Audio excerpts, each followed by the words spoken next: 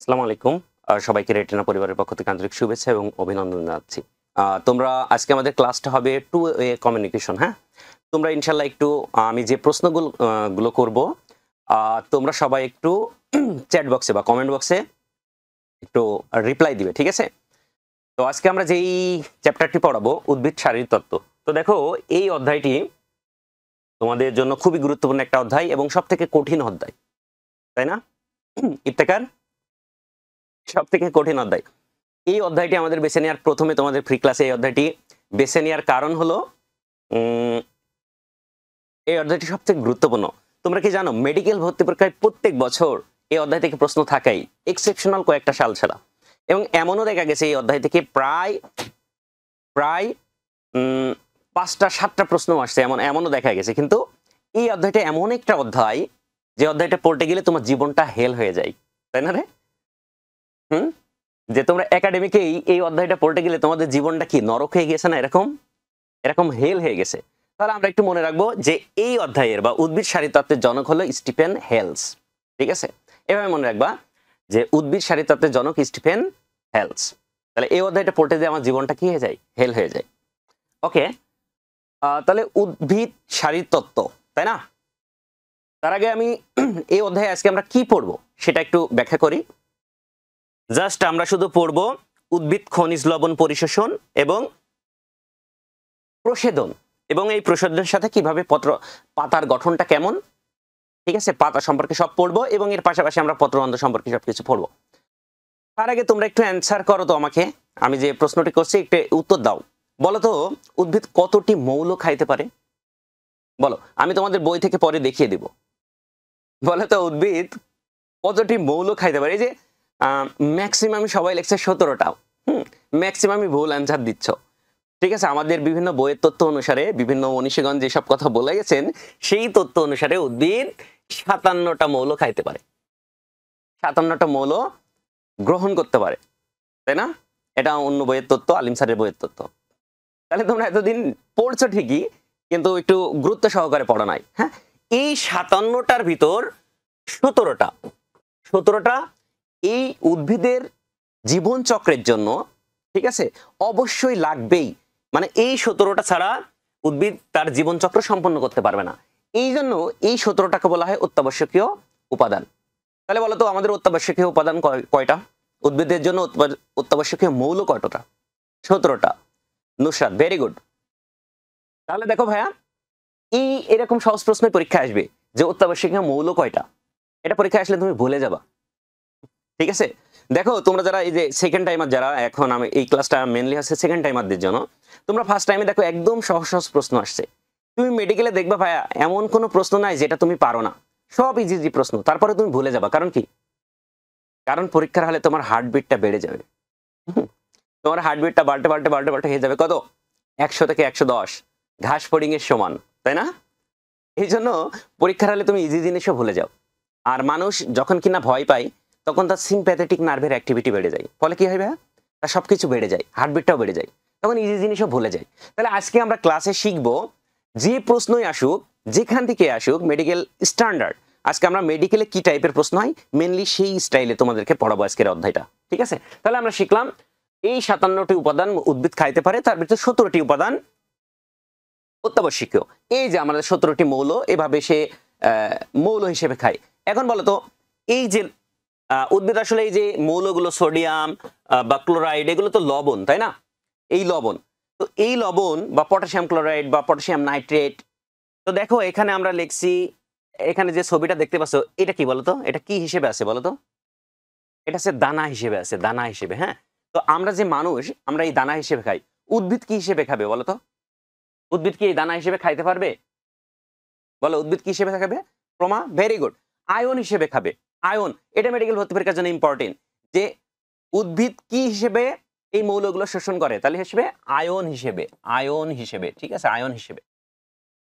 তাহলে দেখো এইরকম প্রশ্ন মেডিকেল পরীক্ষায় চলে আসে, ঠিক আছে? তাহলে আমরা শিখলাম 17টি মৌল অত্যাবশ্যকীয় উপাদান, সেটা আয়ন হিসেবে উদ্ভিদ গ্রহণ করে, ঠিক আছে? তাহলে আমরা জেনে গেলাম কি খাই। খনিজ লবণ, খনিজ লবণ পরিশোষণের জন্য কি কি খায়? 17টা মৌল, সেই 17টা মৌলের সমন্বয়ে সে লবণ তৈরি করে, সেই লবণগুলো সে খায়। কিছু অ্যানায়ন আছে, কিছু ক্যাটায়ন আছে। তোমরা কি বলতে পারবো? কে বলতে পারবা? দেখো, বলো দেখি যে কতটি ক্যাটায়ন আছে এবং কতটি অ্যানায়ন আছে? আগে বলো ক্যাটায়ন কতটি আছে? এই যে 17টার ভিতর ক্যাটায়ন কতটি? ঠিক আছে, তোমরা একটা কমেন্ট বক্সে লেখো যে ক্যাটায়ন কতটি। তাহলে দেখো মেডিকেল ভর্তি পরীক্ষায় এভাবেও প্রশ্ন আসবে যে ক্যাটায়ন কতটি এবং অ্যানায়ন কতটি। ওকে, তাহলে আমরা শিখলাম যে উদ্ভিদ কি কি মৌল খায়, কতটা খায়, এগুলো আমরা শিখে গেলাম। এর পরবর্তীতে আসো, দেখো খনিজ লবণ পরিশোষণ অঙ্গ। দেখো তোমাদের এই বইয়ে প্রথম পেজেই, মানে দ্বিতীয় পেজে, এই অধ্যায়ের 2 নম্বর পেজে খনিজ লবণ পরিশোষণের অঙ্গ হিসেবে যেই জিনিসটা লেখা আছে, তোমাদের বইয়ে লেখা আছে মূলের অগ্রভাগের কোষ বিভাজন অঞ্চলের নবগঠিত কোষগুলো। এই জিনিসটা তোমাদের মাথার উপর দিয়ে যায়, তাই না ভাইয়া? দেখো একদম ইজি, তুমি যদি একটু বুঝে বুঝে পড়ো। অনেকে বলে মেডিকেল তো ভাইয়া মুখস্থ জিনিস। হ্যাঁ, মুখস্থ তো অবশ্যই, তবে তোমাকে বুঝে বুঝে পড়তে হবে। এটা হচ্ছে, দেখো এটা আমরা বলতে পারি আছে স্থলজ উদ্ভিদের ক্ষেত্রে। ঠিক আছে, এই যে দেখো উদ্ভিদ, এই যে স্থলজ যে উদ্ভিদগুলো আছে, এই উদ্ভিদের যে মূলটা আছে, এই যে মূল, তাহলে স্থলজ উদ্ভিদের ক্ষেত্রে এই মূলটা মাটির নিচে থাকে, আর জলজ উদ্ভিদের ক্ষেত্রে উদ্ভিদটা পানিতে ডুবে ডুবে থাকে। ঠিক আছে, তাহলে আমরা শিখবো যে আসলে খনিজ লবণ পরিশোষণ করে কোথা থেকে। তার আগে আমরা জানতে হবে তাহলে এর উৎস কি, খনিজ লবণের উৎস কি। তাহলে আগে আমরা জানতে হবে উৎসটা কি। তাহলে দেখো যেসব স্থলজ উদ্ভিদ আছে তার মূলটা মাটির নিচে থাকে। ঠিক আছে, এবং এই মাটি থেকেই সে খনিজ লবণ মানে কি সংগ্রহ করে। তাহলে আমরা বলতে পারি যে স্থলজ উদ্ভিদের ক্ষেত্রে খনিজ লবণের উৎস কি হবে ভাইয়া? মাটি। এখন তুমি বলো তো জলজ উদ্ভিদের ক্ষেত্রে খনিজ লবণের উৎস কি হবে? যেসব জলজ উদ্ভিদ আছে তাদের কি মাটি আছে? মাটি তো নাই। তার মানে জলজ উদ্ভিদের ক্ষেত্রে হবে পানি। তাহলে তোমাদের বইয়ে খনিজ লবণের উৎসর ওখানে লেখা আছে একটা কথা যেটা ভুল লেখা আছে। লেখা আছে যে খনিজ লবণ সরবরাহের একমাত্র উৎস হচ্ছে মাটি। এটা ভুল কথা। একমাত্র উৎস না। ঠিক আছে? প্রধান উৎস। তাহলে ওটা হবে যে খনিজ লবণ সরবরাহের প্রধান উৎস হবে মাটি। আমরা তো জানি উদ্ভিদ বায়ু থেকেও কিছু কিছু মৌল গ্রহণ করে। ঠিক আছে? আবার দেখো তাহলে আমরা মাটি পেলাম, পানি পেলাম এবং বায়ু থেকেও গ্রহণ করে। তোমরা কি বলতে পারবা উদ্ভিদ এই খনিজ লবণের কোন মৌলগুলো বায়ু থেকে গ্রহণ করে? একটু বলো তো। আর তোমরা অ্যালডিহাইডের সংকেত জানো না? CHO। আমরা এভাবে মনে রাখতে পারি অ্যালডিহাইডের সংকেত CHO। কার্বন, হাইড্রোজেন এবং অক্সিজেন। এই 3টা মৌল উদ্ভিদ বায়ু থেকে গ্রহণ করে। আর এইটাই আবিষ্কার করেছেন বিজ্ঞানী স্টিফেন হেলস। এজন্য তাকে উদ্ভিদ শারীরতত্ত্বের জনক বলা হয়। তার মানে আমরা দেখতে পাচ্ছি যে মাটি একমাত্র উৎস না। বায়ু থেকে, পানি থেকে এবং মাটি থেকেও খনিজ লবণ পরিশোষিত হয়। তার মানে তোমাদের বইয়ে এই জিনিসটা একটু ভুল আছে, হবে প্রধান উৎস। তাহলে দেখো আমরা এখান থেকে শিখে গেলাম যে খনিজ লবণের উৎস কি হবে। উৎস হতে পারে মাটি, পানি বা বায়ু। ঠিক আছে, এখন আসো ভাইয়া, তাহলে তোমাদের বইয়ে আসবে স্থলজ উদ্ভিদের ক্ষেত্রে উৎস কি? প্রধান উৎস হবে মাটি, জলজ উদ্ভিদের ক্ষেত্রে পানি এবং বায়ু থেকেও কিছু কিছু হতে পারে। এটাও মেডিকেল ভর্তি পরীক্ষা আসতে পারে যে বায়ু থেকে কোন কোন মৌলগুলো সে সংগ্রহ করে। ঠিক আছে, তাহলে আমরা কি কি খাই জানলাম, উৎস জানলাম। এখন জানবো এই যে খনিজ লবণ পরিশোষণ করে কি দিয়ে। খুব সহজ। তাহলে দেখো স্থলজ উদ্ভিদের ক্ষেত্রে দেখো কি হবে, তাহলে মূল হবে, এর মূলটাই তো মাটির ভিতরে থাকে। তাহলে দেখো তোমাদের বইয়ে ওই কথাই বলা আছে যে স্থলজ উদ্ভিদের ক্ষেত্রে এর অঙ্গটা হবে মূলের অগ্রভাগ। সহজ কথা আমি প্রথমে জানি যে মূল, এই মূলটাই এর খনিজ লবণ পরিশোষণ করে। সহজ কথা হচ্ছে মূল। এবার বলেছে মূলের হচ্ছে অগ্রভাগ। দেখো প্রত্যেকটা মূলের কয়েকটা অঞ্চল থাকে। হ্যাঁ, আমি এখানে যে চিত্রটা রাখছি দেখো, এটা একটা মূলের সুন্দর একটা মূলের ছবি রাখছি। আর এখানে যে ছবিটা দেখতে পাচ্ছ দেখো মূল, এই মূলের এই অঞ্চলটাকে বলা হয় স্থায়ী অঞ্চল এবং এই অঞ্চলকে বলা হয় মূল রোম অঞ্চল এবং এটা হচ্ছে বর্ধিষ্ণু অঞ্চল। হ্যাঁ, 3টা অঞ্চল আছে এখানে। এটা স্থায়ী, এটা মূল রোম, এখান থেকে যে মূল রোমগুলো বের হয়, এবং এখানে আছে বর্ধিষ্ণু অঞ্চল মানে যেখানে বৃদ্ধি পায়। এবং যখন এটা যদি আমি মূল ধরি, এটা হবে গোড়া, এটা আছে পিছনের দিক, আর এটা হবে সামনের দিক। হুম? তাহলে বলেছে মূলের অগ্রভাগ, অগ্রভাগ মানে এই যে এই ভাগটা অগ্রভাগ। এই দেখো এই অগ্রভাগের একটা অঞ্চল আছে, এটা হচ্ছে বর্ধিষ্ণু অঞ্চল। তার মানে এখানে কি হয়, কোষগুলো বৃদ্ধি পায়। বৃদ্ধি কিভাবে পাবে? কোষ বিভাজনের মাধ্যমে। তাহলে দেখো খুব সহজ যে কোষ বিভাজন অঞ্চল, তাহলে এই অঞ্চলটাকে আমি বলতে পারি কোষ বিভাজন অঞ্চলও বলতে পারি, কারণ এখানে কোষ বিভাজন হয় এবং উদ্ভিদটা মূলটা হচ্ছে বৃদ্ধি পেতে থাকে। তাহলে দেখো আমার মূলের হচ্ছে অগ্রভাগ, অগ্রভাগের কোন অঞ্চল? কোষ বিভাজন অঞ্চল। কোষ বিভাজন অঞ্চলের কোন কোষগুলো? যেই নতুন কোষগুলো গঠিত হয়েছে সেই নতুন কোষগুলো। তাহলে দেখো তোমাদের বইয়ের ভিতর এই একটা লাইন থেকে 3টা MCQ আছে। এই যে স্থলজ উদ্ভিদের ক্ষেত্রে কোন অঙ্গ দিয়ে খনিজ লবণ পরিশোষিত হয়? মূল দ্বারা। মূলের কোন ভাগ? এই যে অগ্রভাগ, সামনের ভাগটা। কোন অঞ্চল? কোষ বিভাজন অঞ্চল। কেমন কোষ? নবগঠিত নতুন কোষগুলো। ঠিক আছে? তাহলে দেখো আমরা শিখে গেলাম। এখন যদি আমি বলি বলতো জলজ উদ্ভিদের খনিজ লবণ পরিশোষণের অঙ্গ কি হবে? এটা তো স্থলজ শিখলাম। তাহলে জলজ উদ্ভিদের কোন অঙ্গ দিয়ে? মূল দিয়ে, কাণ্ড দ্বারা নাকি পাতা দ্বারা? বলো। মূল, কাণ্ড নাকি পাতা? সমগ্র দেহ। Very good. কারণ আমরা আমরা দেখছি, এই যে দেখো আমরা দেখতেছি সমস্ত অঙ্গটাই সে পানির ভিতর ডুবানো থাকে। তাহলে সমস্ত অঙ্গ দিয়ে সে কি করতে পারে? খনিজ লবণ পরিশোষণ করতে পারে। শেষ। তাহলে আমরা কি কি পড়লাম ভাইয়া এ পর্যন্ত? আমরা ৩টা জিনিস পড়লাম যে কি কি খায়। ১৭টা অত্যাবশ্যকীয় মৌল খায় সে, ৫৭টা খাইতে পারে। তারপরে আমরা তার উৎস পড়লাম, মাটি, স্থলজ উদ্ভিদের ক্ষেত্রে, জলজ উদ্ভিদের ক্ষেত্রে জল, এছাড়া বায়ু থেকেও কিছু গ্রহণ করতে পারে। এবং কোন অঙ্গ শিখলাম যে কি কি অঙ্গ দ্বারা এই খনিজ লবণ পরিশোষণ করে। ঠিক আছে? এবার আসো, এই যে আমরা বলি না ভাইয়া, দেখো আমি এতক্ষণ ধরে যা পড়াচ্ছি সব তোমাদের ২ নম্বর পেজে আছে। তাহলে আসো দেখো ভাইয়া, আমরা বলি খনিজ লবণ পরিশোষণ। আমরা যে ১৭টা উপাদান খাই অত্যাবশ্যকীয়, আমরা ১৭টাই ধরি যেহেতু এটা অত্যাবশ্যকীয়। তোমার কথা একটু চিন্তা করো তো ভাইয়া। তোমাকে যদি আমি শুকনো রুটি খেতে দিই, হুম? কোনো পানি দিব না, তোমাকে শুকনো রুটি খেতে দেব। তাহলে তুমি শুকনো রুটি কি দ্রুত খাইতে পারবা? এবার দেখো তোমাকে যদি দুধ কলা ভাত খেতে দিই, তাহলে ওই যে ছোটবেলায় কবিতা পড়ছি না? দুধ কলা ভাত সরাত, সরাত। তার মানে দেখো মানুষের ক্ষেত্রেও কিছু খাবার খুব দ্রুত খাওয়া যায়, কিছু খাবার একটু ধীরে, ধীরে খায়। তেমন উদ্ভিদের ক্ষেত্রেও কিছু আয়ন আছে যেগুলো সে দ্রুত গতিতে শোষণ করতে পারে এবং কিছু আয়ন আছে যেগুলো সে ধীর গতিতে শোষণ করে। তো আমি তোমাদের বলি, এই যে এই ২টা লাইন থেকে মেডিকেল ভর্তি পরীক্ষায় এবার অসংখ্যবার প্রশ্ন আসছে। অসংখ্যবার এই ২টা লাইন থেকে প্রশ্ন আসছে মেডিকেলে। ঠিক আছে? কিভাবে আসছে একটু পরে বোঝাচ্ছি। তার আগে আজকের ক্লাসে যারা জয়েন করেনি, তোমাদের যেসব বন্ধুরা ক্লাসে কে জয়েন করে নাই রে? কে নাই ক্লাসে? বলো তো তোমরা একটু। এই যে জুমে যারা জয়েন আছে আমাদের ভর্তিকৃত স্টুডেন্ট, তোমরা বলো। ক্লাসে কে নাই? তাকে একটু দ্রুত জয়েন হতে বলো, দ্রুত আসতে বলো। ঠিক আছে? তাহলে আমরা কি বললাম? ক্লাসে কে নাই? কে নাই তাকে কি করতে হবে? দ্রুত আসতে বলতে হবে, দ্রুত। তাহলে দেখো আমরা এটা দ্বারা মনে রাখতে পারি কে নাই? কে থেকে পটাশিয়াম, নাই থেকে নাইট্রেট। তুমি ভাইয়া যে এত টেকনিক আমার লাগবে না, আমি এমনিই মনে থাকে। এমনিও মনে থাকবে। কিন্তু ওই যে তোমার হার্টবিট পরীক্ষার হলে কি হয়ে যাবে? বেড়ে যাবে। তখন তুমি ইজি জিনিসও ভুলে যাবা। পরীক্ষায় যখন আসবে ৬ দফার দফা কয়টা? তুমি ভুলে যাবা কয়টা রে ৬ দফার দফা কয়টা? ৬টা নাকি ৭টা? তাই না? এই ঘটনাগুলো কিন্তু ঘটে থাকে। তাহলে দেখো আমরা মনে রাখতে পারি কে নাই, পটাশিয়াম এবং নাইট্রেট এটা দ্রুত গতিতে শোষিত হয় এবং পটাশিয়াম ক্যাটায়ন এবং নাইট্রেট হচ্ছে অ্যানায়ন। ঠিক আছে? এবার দেখো তোমাদের এমন একটা প্রাণী বলো তো, অ্যানিলেটা পর্বে যে খুব ধীরে, ধীরে যায়। হুম? যেমন আমি যদি বলি কেঁচো, ঠিক আছে? কেঁচো। তাহলে কেঁচো কি অনেক ধীরে, ধীরে যায় না ভাই? তাহলে আমরা মনে করে কেঁচো, কে থেকে ক্যালসিয়াম, চা থেকে চালপেট। এভাবে মনে রাখতে পারো। Calcium cation, anion. তাহলে দেখো এই ২টা লাইন থেকে মেডিকেল ভর্তি পরীক্ষায় কত শতবার প্রশ্ন আসছে, কিভাবে আসছে। এখন তোমাদের যেভাবেই বলি তুমি খুব ভালো করে পারবা। দেখো পরীক্ষায় যদি আসে কোন আয়নটি দ্রুত গতিতে শোষিত হয়? পটাশিয়াম অথবা নাইট্রেট। ধীর গতিতে ক্যালসিয়াম অথবা সালফেট। বুঝছো রে? এই মিথেন কার নাম রে? এই যে ক্লাসে নাম দিছো মিথেন। তোমার নাম কি আসলেই মিথেন নাকি অ্যালডিহাইড নাকি ইথেন? নাম চেঞ্জ করো, ঠিক আছে? এখন আসো ভাইয়া, এটা কিন্তু পরীক্ষায় অন্যভাবেও আসছে ভাইয়া। পরীক্ষায় আসছে যে কোন ক্যাটায়নটি ধীর গতিতে শোষিত হয়? তাহলে একটু অ্যান্সার করো তো। কোন ক্যাটায়নটি ধীর গতিতে শোষিত হয়? একটু কমেন্ট বক্সে লিখো। ফেসবুকে যারা আছে একটু কমেন্ট বক্সে লিখো, হ্যাঁ? ক্যাটায়ন বলেছি কিন্তু। ক্যাটায়ন বলেছি। যে কোন ক্যাটায়নটি ধীর গতিতে শোষিত হয়? তাহলে দেখো ক্যালসিয়াম। এই তো মাশাআল্লাহ তোমরা শিখে গেছো, বুঝে গেছো। তাহলে দেখো এখান থেকে মেডিকেল ভর্তি পরীক্ষায় ৬০ থেকে ৫ বার প্রশ্ন আসে। মেডিকেল, ডেন্টাল দিয়ে। আর যদি ভার্সিটি ধরি তাহলে অসংখ্যবার আসছে। ঠিক আছে? তাহলে দেখো আমাদের পড়া শেষ। কি আয়ন খায়? উৎস, অঙ্গ পড়া শেষ। কোনটা ধীর গতি, দ্রুত গতি পড়া শেষ। এখন আসো দেখো এখানে একটা মজার জিনিস তোমাদের আজকে শিখাবো একটু পরে।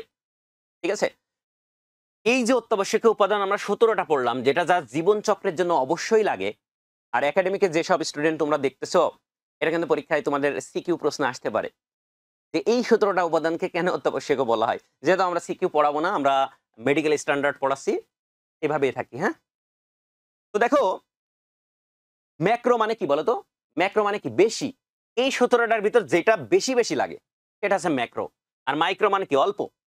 এই 17টা লাগবে, তবে একটু অল্প পরিমাণে লাগবে। এটা হচ্ছে মাইক্রো মৌল। তো আমরা ছোটবেলা থেকে একটা ছন্দ, কমন ছন্দ শিখে আসছি। এই যে ফাহিম লিখে ফেলছো, হ্যাঁ? অলরেডি সে চ্যাট বক্সে লিখে ফেলছে যে ছন্দটা কি। দেখো এই ছন্দটা কি? MGK cafe for nice shops. এটা আমরা ম্যাক্রোমৌল মনে রাখতে পারি। Magnesium, potassium, calcium, nitrate, nitrogen, nitrate না sorry, nitrogen, carbon, hydrogen, oxygen, phosphorus, এভাবে। তাহলে আমরা ম্যাক্রোমৌল মনে রাখলে মাইক্রোমৌল আমার মনে থাকবে। এখান থেকে কিন্তু মেডিকেল ভর্তি পরীক্ষায় প্রশ্ন আসছে। ঠিক আছে? ক্লিয়ার? এখান থেকে কিন্তু মেডিকেলে প্রশ্ন আসছে। তাহলে তোমাকে মনে রাখতে হবে কোনটি ম্যাক্রোমৌল, কোনটি মাইক্রোমৌল। তুমি ম্যাক্রো মনে রাখো, তাহলে তোমার মাইক্রো অটো মুখস্থ হয়ে যাবে ইনশাআল্লাহ। ঠিক আছে? এখন আসো ভাইয়া, তাহলে ম্যাক্রো এবং মাইক্রো শিখে গেলাম। তো আমরা একটু বইয়ে চলে যাই। ঠিক আছে? আমরা একটু বইয়ে চলে যাব। তোমাদের বইয়ে আসলে কি আছে এই জিনিসটা একটু আমরা একটু দেখে আসি। দেখো আমরা এই যে, এই বলো উদ্ভিদ শারীরতত্ত্বের জনক কে? এই অধ্যায়টি পড়তে গেলে কি আমাদের জীবনটা কি হয়ে যায়? হেল হয়ে যায়। কারণ আমরা মনে রাখবো উদ্ভিদ শারীরতত্ত্বের জনক স্টিফেন হেলস। তাহলে এই যে অধ্যায়টা আমাদের পড়া শেষ। এবার আসো, এই যে একটা অধ্যায় আমি একটু জুম আউট করে দেখাই।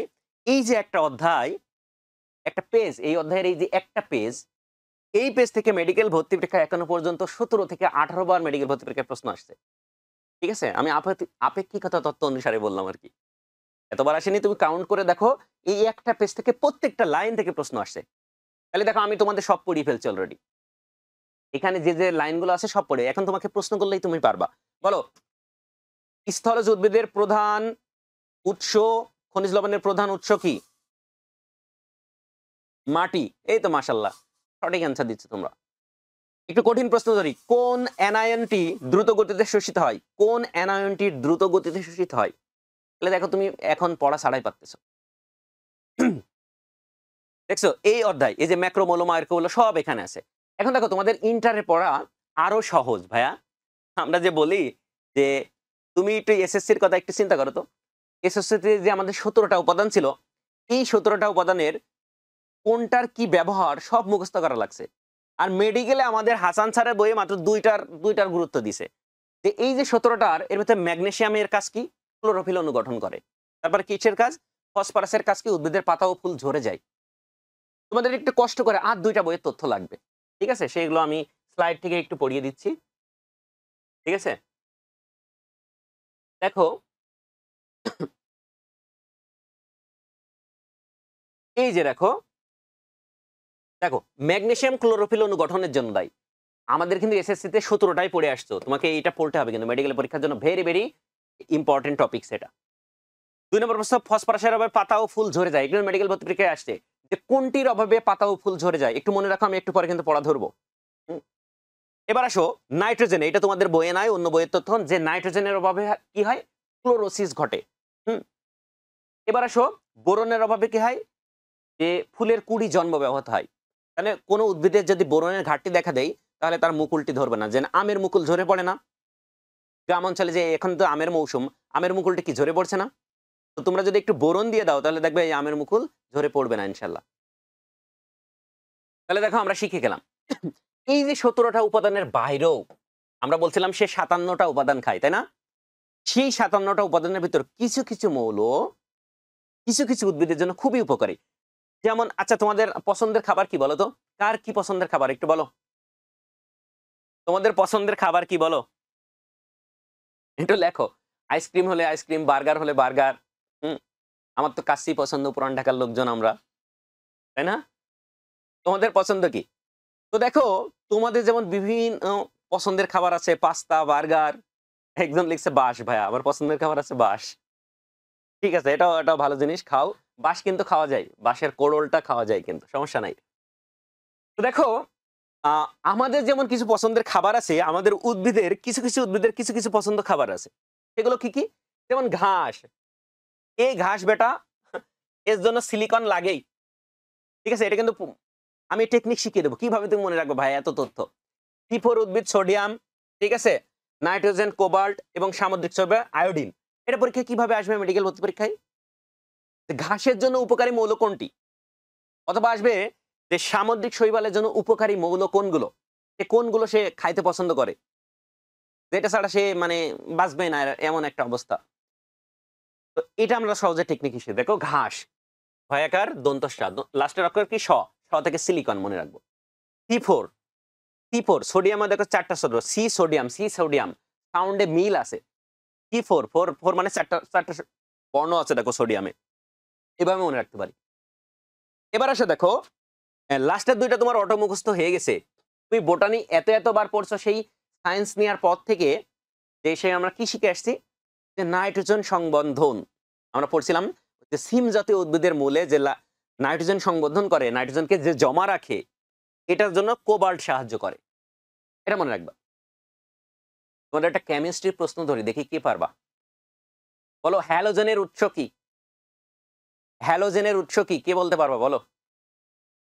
ফেসবুকে যারা আছে একটু কমেন্ট করো রে। ভাইয়া হ্যালোজেনের উৎস কি? আমরা পড়ে আসছি না কেমিস্ট্রিতে, যে হ্যালোজেনের উৎস হচ্ছে সামুদ্রিক শৈবাল। সামুদ্রিক শৈবাল হ্যালোজেনের উৎস। তাহলে এই সামুদ্রিক শৈবালের জন্য উপকারী মৌল হবে হ্যালোজেন। হ্যালোজেন মানে কোনটা? আয়োডিন। সহজ। তাহলে দেখো এভাবে তুমি মনে রাখতে পারো। এবার দেখো এই যে ঘাস, এই বেচারা, এই ঘাস বেচারা সিলিকন ছাড়া সে বাঁচবেই না। এই জন্য সিলিকন ঘাসের জন্য উপকারী মৌল। এর এত উপকারী জানে এটা লাগবেই। লাগবে মানে কি? বেশি পরিমাণে লাগবে। এই জন্য সিলিকনকে বলা হয় ম্যাক্রোমৌল। তাহলে আগে ম্যাক্রোমৌল কয়টা পাইছিলাম ভাইয়া? এই বলো, আগে ম্যাক্রোমৌল কয়টা পাইছিলাম? আপুরাশি কি ভাইয়ারা কি ঘুম এসে পড়েছেন? হুম? একটু জানো, আগে ম্যাক্রোমৌল কয়টা পাইছিলাম? 9টা। এখন আরেকটা পাইলাম। তাহলে এখন তোমরা একটু বলো তো ভাইয়া, ঠিক আছে, টোটাল ম্যাক্রোমৌল কয়টা? এই যে বলো, টোটাল ম্যাক্রোমৌল কয়টা? 10টা নাকি 9টা? 10টার পক্ষে কে কে? একটু আওয়াজ দাও যে ভাই আমরা 10 এর পক্ষে। আর 9 এর পক্ষে কে কে?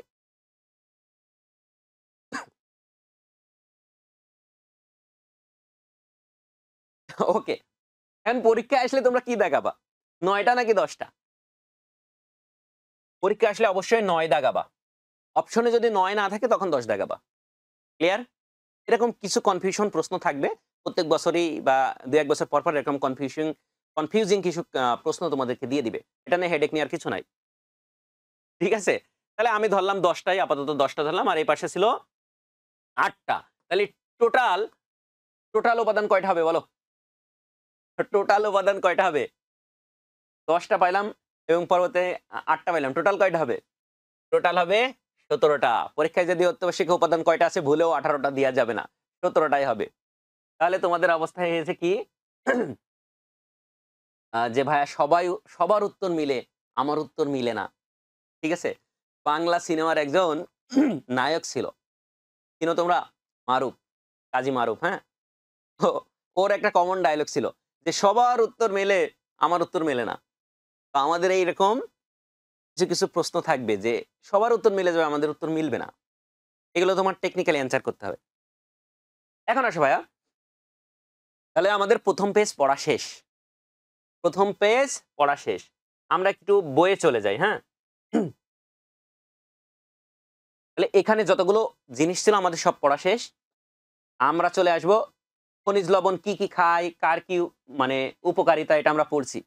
হুম? এখন দেখো আমরা যে জিনিসটা পড়বো, যে এই যে খনিজ লবণ প্রাপ্যতা কিভাবে পায় উদ্ভিদ, তার ২টা থিওরি আছে। এটা কিন্তু প্রুভ না। এই অধ্যায়ে আজকে আমরা যা পড়বো সবগুলো থিওরি। একটাও বৈজ্ঞানিক কোনো প্রমাণ নাই। হ্যাঁ? তাহলে বলতে পারো, "ভাই আমি তো একটা থিওরি দিয়ে দিতে পারি।" হ্যাঁ, পারো। তুমি আবিষ্কার করো, গবেষণা করো, কোনো সমস্যা নেই। তাহলে দেখো আমরা এটা মনে রাখতে পারি, কাক মতবাদ।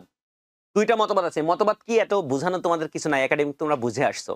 তারপরেও যদি না বুঝো আমাকে কমেন্ট বক্সে লেখো, চ্যাট বক্সে লেখো, আমি বুঝাবো। ঠিক আছে? ঠিক আছে। তাহলে এই যে খনিজ লবণ, মাটিতে খনিজ লবণের প্রাপ্যতার ২টা মতবাদ আছে। এটা আমরা মনে রাখতে পারি কাক মতবাদ, কাউয়া মতবাদ। কাউয়া, কাউয়া বললে আরেকজনের নাম চলে আসে, তাই না রে? আমরা ওইদিকে না যাই। আমরা কাক মতবাদ মনে রাখবো। ক থেকে মনে রাখবো কার্বন এক্সচেঞ্জ মতবাদ, আর ক থেকে কন্টাক্ট এক্সচেঞ্জ মতবাদ। ২টা মতবাদ। ঠিক আছে? নাথিং, এটা কিছুই না ভাইয়া। এই কার্বনের শোষণের সময় যে কার্বন ডাইঅক্সাইড তৈরি হয়, সেই কার্বন ডাইঅক্সাইড কি করে? সেই কার্বন ডাইঅক্সাইড পানির সাথে বিক্রিয়া করে, পানির সাথে বিক্রিয়া করে কার্বনিক অ্যাসিড তৈরি করে। ঠিক আছে? এটা এক্সচেঞ্জ করে। এই কার্বনিক অ্যাসিড ভেঙে যায়, H+ আর বাইকার্বনেট তৈরি করে। ঠিক আছে, এটা সেলের ভিতরে থাকে, সেলের বাইরে থাকে পটাশিয়াম, পটাশিয়াম সেলের ভিতরে থাকে, হাইড্রোজেন বের হয়ে যায়, প্রোটন আয়নটা বের হয়ে যায়। আবার সেলের বাইরে অ্যানায়ন থাকে, সেই অ্যানায়নটা সেলের ভিতরে দেখে এই অ্যানায়নটা বের হয়ে যায়, এটাই আর কিছু না। বলে সে এক্সচেঞ্জ করে একটার বিনিময়ে একটা, আমরা পরবর্তীতে আবার দেখব। আর কন্টাক্ট কি বলে, এই আয়নগুলো সবসময় নাচতে থাকে, অনবরত নাচতে থাকে, কম্পনশীল থাকে। তো যখন এরা সেলের বাইরেও তো কি থাকে, মানে মূলের যে সেলের বাইরেও কি থাকে, আয়ন থাকে, ওরা নাচতে নাচতে কাছাকাছি চলে আসে এবং একসময় তারা এক্সচেঞ্জ করে ফেলে। এই দুইটা আছে মতবাদ। এই মতবাদ পড়া লাগবে না, তুমি শুধু মনে রাখবা কাক মতবাদ, কাউয়া মতবাদ। ঠিক আছে, ওকে। এরপরে চলে আসো, আমরা পড়বো খনিজ লবণ পরিশোষণ প্রক্রিয়া। এই যে আসল জিনিসটা তোমাদের জন্য হট টপিকস, মেডিকেল ভর্তি পরীক্ষার জন্য একদম হট টপিকস। তোমরা হচ্ছে 7 স্টার দিয়ে রাখো যে খনিজ লবণ শোষণ প্রক্রিয়া, এটা 7 স্টার দাও। ঠিক আছে, তো এই খনিজ লবণ শোষণ প্রক্রিয়া দুই ভাবে ঘটে, একটা আছে নিষ্ক্রিয় আর একটা আছে সক্রিয়। এই জিনিসটা আমি তোমাদেরকে বোঝাচ্ছি, দেখো একদম জিনিস। আজকের ক্লাসের পরে আমি আশা করি ইনশাল্লাহ তোমার খনিজ লবণ পরিশোষণ নিয়ে আর কোনো অসুবিধা হবে না। মেডিকেলের জন্য যতটুকু লাগবে ততটুকু তো হবেই, ঠিক আছে, এর এর বেশি হয়ে যাবে। তুমি একটু দেখো ভাইয়া, এক সময় মনে করা হতো যে খনিজ লবণ পরিশোষণ হয় নিষ্ক্রিয় প্রক্রিয়ায়, ঠিক আছে, নিষ্ক্রিয় প্রক্রিয়ায়। তার আগে দেখো, তা এটা আমি ব্যাখ্যা করার আগে তোমাদের একটা কথা বলা আছে বইয়ে, যেটা ভাই আমরা জীবনেও বুঝি না বইয়ে কি লেখা আছে, সেই জিনিসটা কি, সক্রিয় খনিজ লবণ পরিশোষণ। দেখো আধুনিক মতবাদ অনুসারে যে বিজ্ঞানীরা আবিষ্কার করেছেন, না নিষ্ক্রিয় না, সক্রিয় অনুসারেও খনিজ লবণ পরিশোষণ হতে পারে। ঠিক আছে, ওকে। তাহলে দেখো এখানে একটা সক্রিয় খনিজ লবণ পরিশোষণ তোমাদের বই করা আছে যে ঘনত্বের আনতির বিপরীত দিকে ঘটে বলে বিপাকীয় শক্তির প্রয়োজন হয়। একাডেমিক ছোট ছোট বাচ্চারা যারা আজকে আমাদের ক্লাস দেখছো, তোমাদের কিন্তু সিকিউ প্রশ্ন আছে যে এখানে বিপাকীয় শক্তির কেন প্রয়োজন হয়। ঠিক আছে, যাই হোক, ওদের দিকে আমরা না যাই, আমরা ব্যাখ্যা করে দিব একটু পরে। এটা আমরা স্লাইড থেকে একটু পড়াই, তোমাদের বই অনেক কঠিন কঠিন করে লেখা আছে, আমি সহজ করে দিচ্ছি। দেখো আজকের পরে খনিজ লবণ সক্রিয় নিষ্ক্রিয় তুমি জীবনেও ভুলবা না। এবার আসো,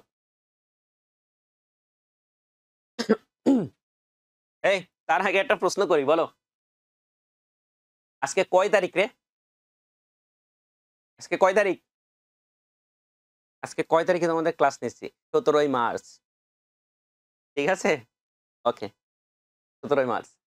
ঠিক আছে, আর কিছু না বলি, সেজন্য কিছু একটা লিখছিল চ্যাট বক্সে, কমেন্ট বক্সে। ওকে, তাহলে আমার মতবাদ শিখে গেলাম। খনিজ লবণ পরিশোষণ দুই প্রকার, একটা সক্রিয়, একটা হচ্ছে নিষ্ক্রিয়। এগুলো আমরা শিখাইলাম। বলো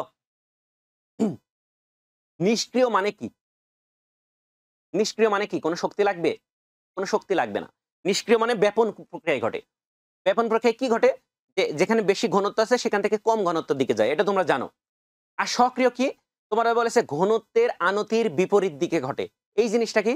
এই ছবিটা তুমি দেখো, এই ছবি থেকে তুমি কি বুঝতেছো বলো তো ভাইয়া? এই ছবি থেকে অ্যাকচুয়ালি কি বুঝতেছো? একটা শিশু কি করতেছে? আজকে শিশু দিবস নাকি? এই যে শিশু দিবস কি চেঞ্জ হইছে রে? চেঞ্জ হইছে? এটা তো আগে ছিল শিশু দিবস। এই যে একটা শিশু উপরের দিকে উঠতেছে। তুমি যখন সিঁড়ি বেয়ে উপরের দিকে ওঠো তখন তোমার কি হয় ভাইয়া বলো তো? সিঁড়ি বেয়ে উপরের দিকে উঠলে কি মজা লাগে, আরাম লাগে? সিঁড়ি বেয়ে যখন আমরা উপরে উঠি, একটুখানি পরে দেখবা তুমি ঘন ঘন শ্বাস-প্রশ্বাস নিচ্ছ। কেন? কেন ঘন ঘন শ্বাস-প্রশ্বাস নিচ্ছ? তোমার কষ্ট হইছে, তোমার শক্তি ব্যয় হইছে। আর শক্তি মানেই কি? এই অধ্যায়ে একটা জিনিস মনে রাখবা যে শক্তি মানেই এটিপি। কারণ এই এটিপি ভেঙেই এডিপি তৈরি হয় আর আমার শক্তি নির্গত হয়। আজকে একটা জিনিস মাথায় রাখবা যে শক্তি মানেই কি? শক্তি মানেই এটিপি। তো এটিপি তৈরি হয় শোষণ প্রক্রিয়ায়। তো আমি যখন সিঁড়ি বেয়ে উপরের দিকে উঠি, ভালো করে বুঝো। তুমি যদি মানুষেরটা বোঝো, তুমি উদ্ভিদেরটা বুঝবা। আমরা যখন সিঁড়ি বেয়ে উপরের দিকে আমার বেশি, বেশি শক্তি লাগে। বেশি, বেশি শক্তি মানে কি? এটিপি তৈরি করতে হবে। এজন্য বেশি, বেশি আমার দেহের ভিতরে অক্সিজেন ঢুকতে হয়। ঠিক আছে? এজন্য আমরা বেশি, বেশি শ্বাস-প্রশ্বাস নিই। ঠিক আছে? তার মানে আমার বেশি শক্তি লাগছে। উপরের দিকে উঠতে আমার বেশি শক্তি লাগছে। ওকে, এই জিনিসটা আমি বুঝে গেছি। আবার এই সিঁড়ি এই বাচ্চাটা যখন দেখো উপরের দিকে উঠছে, এর একটা বাহক আছে, একটা মাধ্যম আছে, সিঁড়ি। ঠিক তদ্রূপ সক্রিয় খনিজ লবণ পরিশোষণও সেম এইরকম। এরকম মানে কি? বলেছে ঘনত্বের আনতির বিপরীত দিকে ঘটে। মানে কি? মনে করো এখানে একটা মৌল আছে বা একটা ঘনত্বের কোনো কিছু আছে বা একটা লবণের দানা আছে। এখানে ২ টা দানা আছে। তার মানে এখানে ঘনত্ব বেশি। এখানে মনে করো ৩ টা আছে। তাহলে এখানে ঘনত্ব আরেকটু বেশি। এখানে 4টা আছে, তার মানে এখানে ঘনত্ব আরো বেশি। তার মানে ঘনত্বটা দেখো এইদিকে বাড়ছে। তো আমরা স্বাভাবিকভাবে কি জানি? স্বাভাবিকভাবে আমরা জানি যে উচ্চ ঘনত্ব থেকে নিম্ন ঘনত্বের দিকে কোনো কিছু বের হয়ে যায়, সেটাই ব্যাপন প্রক্রিয়া, সেটাই নিষ্ক্রিয় প্রক্রিয়া। সেখানে কোনো শক্তি লাগে না। তো এই যে ঢাল তৈরি হয়েছে, দেখো ঢাল, আনতি মানে হচ্ছে ঢাল, হ্যাঁ? এরকম একটা ঢাল বোঝায়। এইটাকে বলা হয় ঘনত্বের আনতি বা ঘনত্বের ঢাল। তো দেখো আমার নিষ্ক্রিয় হচ্ছে এদিকে নামবে, স্বাভাবিক উচ্চ ঘনত্ব থেকে নিম্ন ঘনত্ব যাবে। তো আমার সক্রিয় পরিসরণে বলছে এই যে ঘনত্বের যে ঢালটা তার বিপরীত দিকে ঘটে। ঠিক আছে? তার মানে এই দেখো শক্তিটা এই দিক থেকে এইদিকে নামার কথা ছিল। কিন্তু যখন আমি বিপরীত দিকে যাব, তখন আমার একটা এক্সট্রা শক্তি লাগবে। শক্তি মানে কি? এটিপি। তাহলে আমরা সক্রিয় খনিজ লবণ পরিশোষণে একটা পয়েন্ট শিখলাম যে শক্তি লাগবে। শক্তি, প্রথম কথা। সক্রিয়তা আমার কি লাগবে? সক্রিয়, আরো ভালো করে বুঝবা। যে সক্রিয়, অ্যাক্টিভ, সে কাজ করে, তার মানে তার শক্তি ব্যয় হয়। এখানে শক্তি লাগবে। শক্তি লাগবে মানে কি? আমার এটিপি লাগবে। আর তার জন্য আমার কি বেশি শ্বাস-প্রশ্বাস নিতে হবে, অক্সিজেন লাগবে। তার মানে আমার শোষণের হার কি হবে ভাইয়া? শোষণের হার কি হবে? বেড়ে যাবে। শোষণের হার আমার বৃদ্ধি পাবে। শোষণের হার বেড়ে যাবে। ২ নম্বর জিনিস, ৩ নম্বর জিনিস আমরা এই চিত্র থেকেই বুঝতে পারছি যে এখানে একটা বাহক লাগবে। এই সক্রিয় পরিশোষণে এই জায়গায় একে বিপরীত দিকে যে নিয়ে যাবে, একজন বাহক লাগবে। বাহক। এবং এই শোষণ বিক্রিয়ায় আমরা শিখছি বিভিন্ন এনজাইম লাগে। বিভিন্ন বিক্রিয়ায় বিভিন্ন এনজাইম লাগে। তাহলে আরেকটা পয়েন্ট আমি মনে রাখবো, বিভিন্ন এনজাইম লাগবে। এনজাইম। তাহলে দেখো আমরা সক্রিয় শোষণে আমরা 4টা জিনিস শিখলাম। এখানে শক্তি লাগবে, এখানে শোষণের হার বেড়ে যায়, এখানে বাহক লাগবে, এখানে এনজাইম লাগবে। তাহলে আমার সক্রিয় এই 4টা পয়েন্ট যদি বুঝে থাকো, তাহলে তোমার সক্রিয় পরিশোষণ পড়া শেষ। তাহলে নিষ্ক্রিয় কি হবে ভাইয়া? এখন মনে করো আমি সিঁড়ি বেয়ে আর উপরে উঠছে না, এই শিশুটি সিঁড়ি বেয়ে উপরে উঠছে না, এখানেই আছে। তাহলে কি ওর কি আর এক্সট্রা কোনো শক্তি লাগবে? বলো, ওর কি কোনো শক্তি লাগবে? শক্তি লাগবে না। তাহলে এর শোষণের হার কি হবে বলো তো? এখানে বেড়ে গেছিল, এর শোষণের হার কি হবে? নিষ্ক্রিয়তে কোনো শক্তি লাগছে না নিষ্ক্রিয়তে। তাহলে এই শোষণের হার কি হবে? কমে যাবে না? এই কমে যাবে? এই যে একজন লিখছে ভাইয়া কমে যাবে। কমবে কেন? আমি তো এখানেই দাঁড়ায় আছি। আমার শ্বাস-প্রশ্বাস স্বাভাবিক থাকবে। যেই শ্বাস-প্রশ্বাস ছিল সেটাই চলতে থাকবে। আমি কি কমাই দেবো? আমি সিঁড়ি বেয়ে উঠতেছে না, এখানে বসে আছি। আমার স্বাভাবিক শ্বাস-প্রশ্বাস ছিল। সেটাকে আমি কি বন্ধ করে দিব? না। তার মানে নিষ্ক্রিয় পরিশেষে আমার শক্তি লাগছে না। ভালো কথা। তাহলে আমার শ্বাস-প্রশ্বাস যেমন ছিল তেমনই থাকবে। মানে অপরিবর্তিত থাকবে বা স্বাভাবিক থাকবে। মেডিকেলে তোমরা এই পয়েন্টটাই ভুল করো। এই পয়েন্টটাই তোমরা ভুল করো।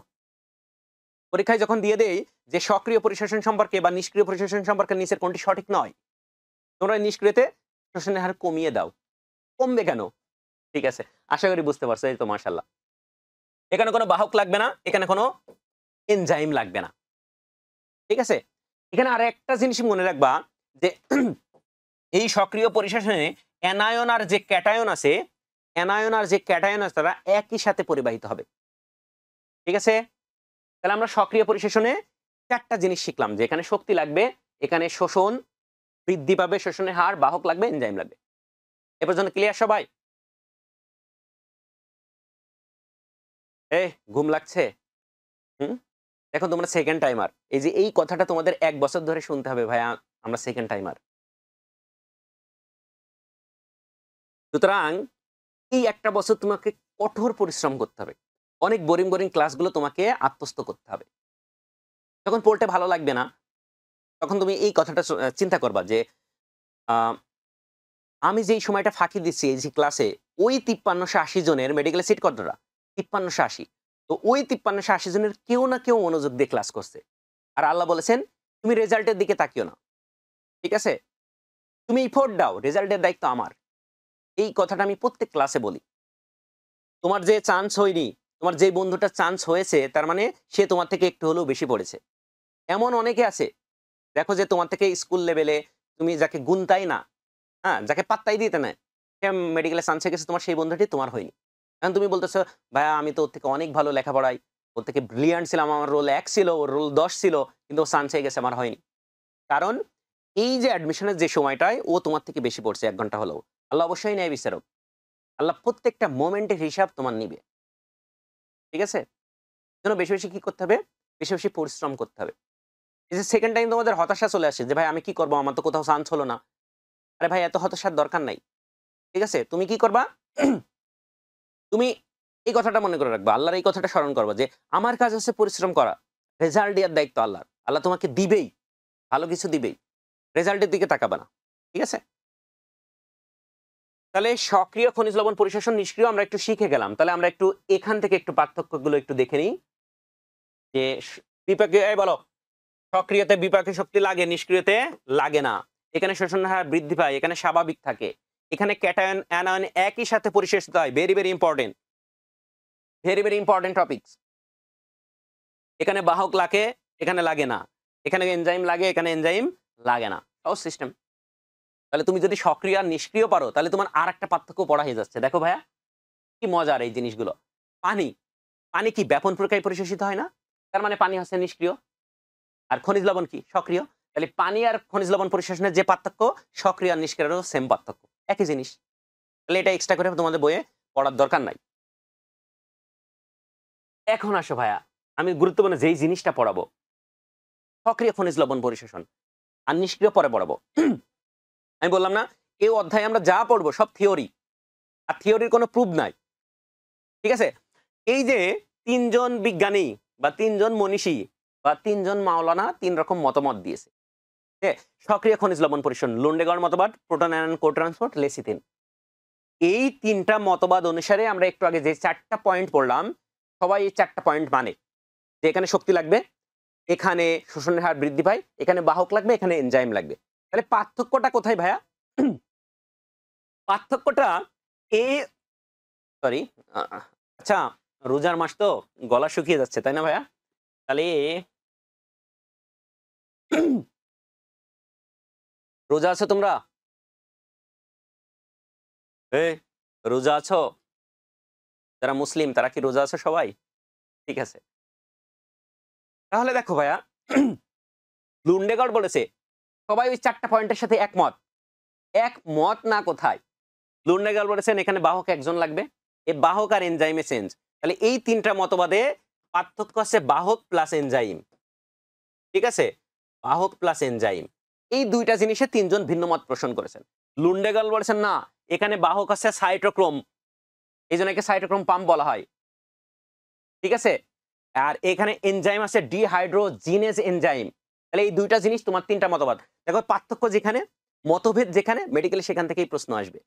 মেডিকেল এটাই দিয়ে দেবে যে লুন্ডেগড়ের মতবাদ অনুসারে কোনটি বাহক, লেসিথিন অনুসারে কোনটি বাহক বা কোন এনজাইমটি লাগে। তার মানে এই ২টা জিনিস পড়া লাগবে। তারপর প্রোটন অ্যানায়ন কো-ট্রান্সপোর্ট, এ বলছে না বাহক হচ্ছে প্রোটিন আর এখানে এনজাইম লাগে এটিপিএজ এনজাইম, এটিপিএজ এনজাইম। লেসিথিন সে, তাহলে ৩টা জিনিস পড়া। এখানে বাহক আছে লেসিথিন আর এখানে কোন এনজাইম লাগে। এই মতবাদ আমি একটু পরে পড়িয়ে দিচ্ছি। তোমাদের আজকের পর থেকে আর জীবনেও ভুল হবে না ইনশাল্লাহ। তুমি যদি এর আগে নাও পড়ে থাকো, আজকের ক্লাসে একটু মনোযোগী হও ইনশাল্লাহ, তাহলে আশা করি তুমি বুঝে যাবা।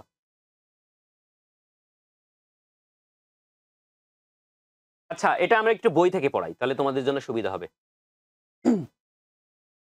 তোমাদের বইয়ের সাথে মিলাই দিই। এই যে সক্রিয় খনিজ লবণ পরিশোষণের মতবাদগুলো আছে, লুন্ডেগড় মতবাদ, হ্যাঁ, এই চিত্র থেকে বোঝাই। যেহেতু একাডেমিক ক্লাস না, আমি একাডেমিক স্টাইলে বোঝাচ্ছি না, যতটুকু তোমার মেডিকেলে লাগবে এবং বেসিক জিনিসটা আমি শেখাচ্ছি ভাইয়া।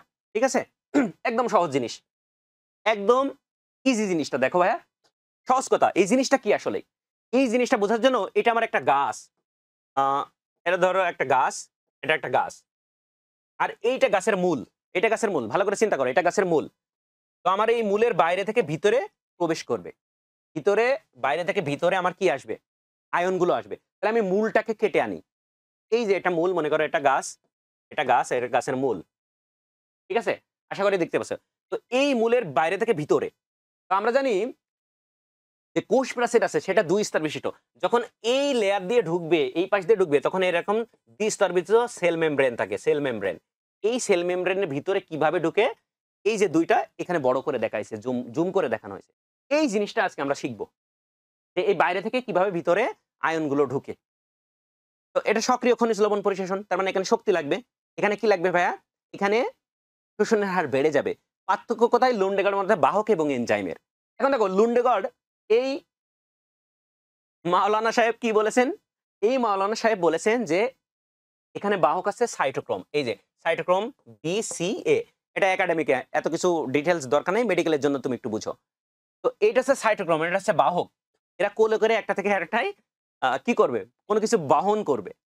তো দেখো এই সেলের ভিতর আমাদের কি থাকে, হাইড্রোজেন থাকে। তো এই হাইড্রোজেনটা কি হয়ে যায়, ভেঙে যায়।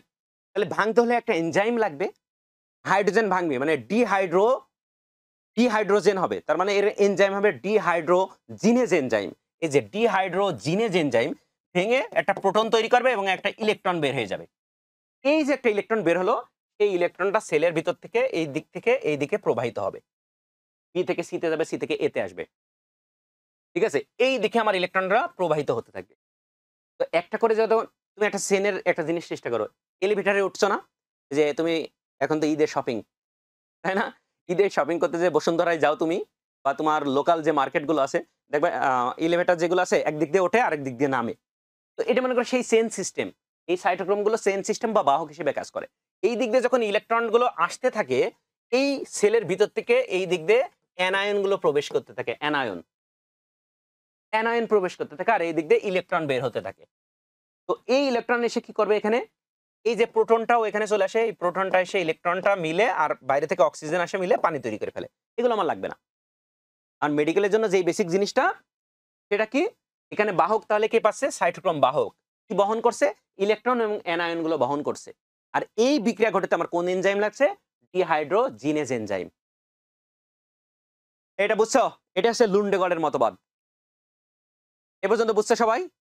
এত কিছু তোমার লাগবে না ভাইয়া, যে তুমি মাইকেল, তুমি যদি মনে করো ভাই আমি মাইকেল, আমার এত মনে থাকবে না, তাহলে তুমি শুধু মনে রাখবে এখানে বাহক আছে সাইটোক্রোম এবং এনজাইম আছে ডিহাইড্রোজিনেজ এনজাইম। এবং এই মতবাদ দিয়েছেন মাওলানা লুন্ডেগড়। ঠিক আছে, নাকি কে দিয়েছে? আর এই মতবাদের আরেকটা নাম আছে সাইটোক্রোম পাম্প মতবাদ, ভেরি ভেরি ইম্পর্টেন্ট।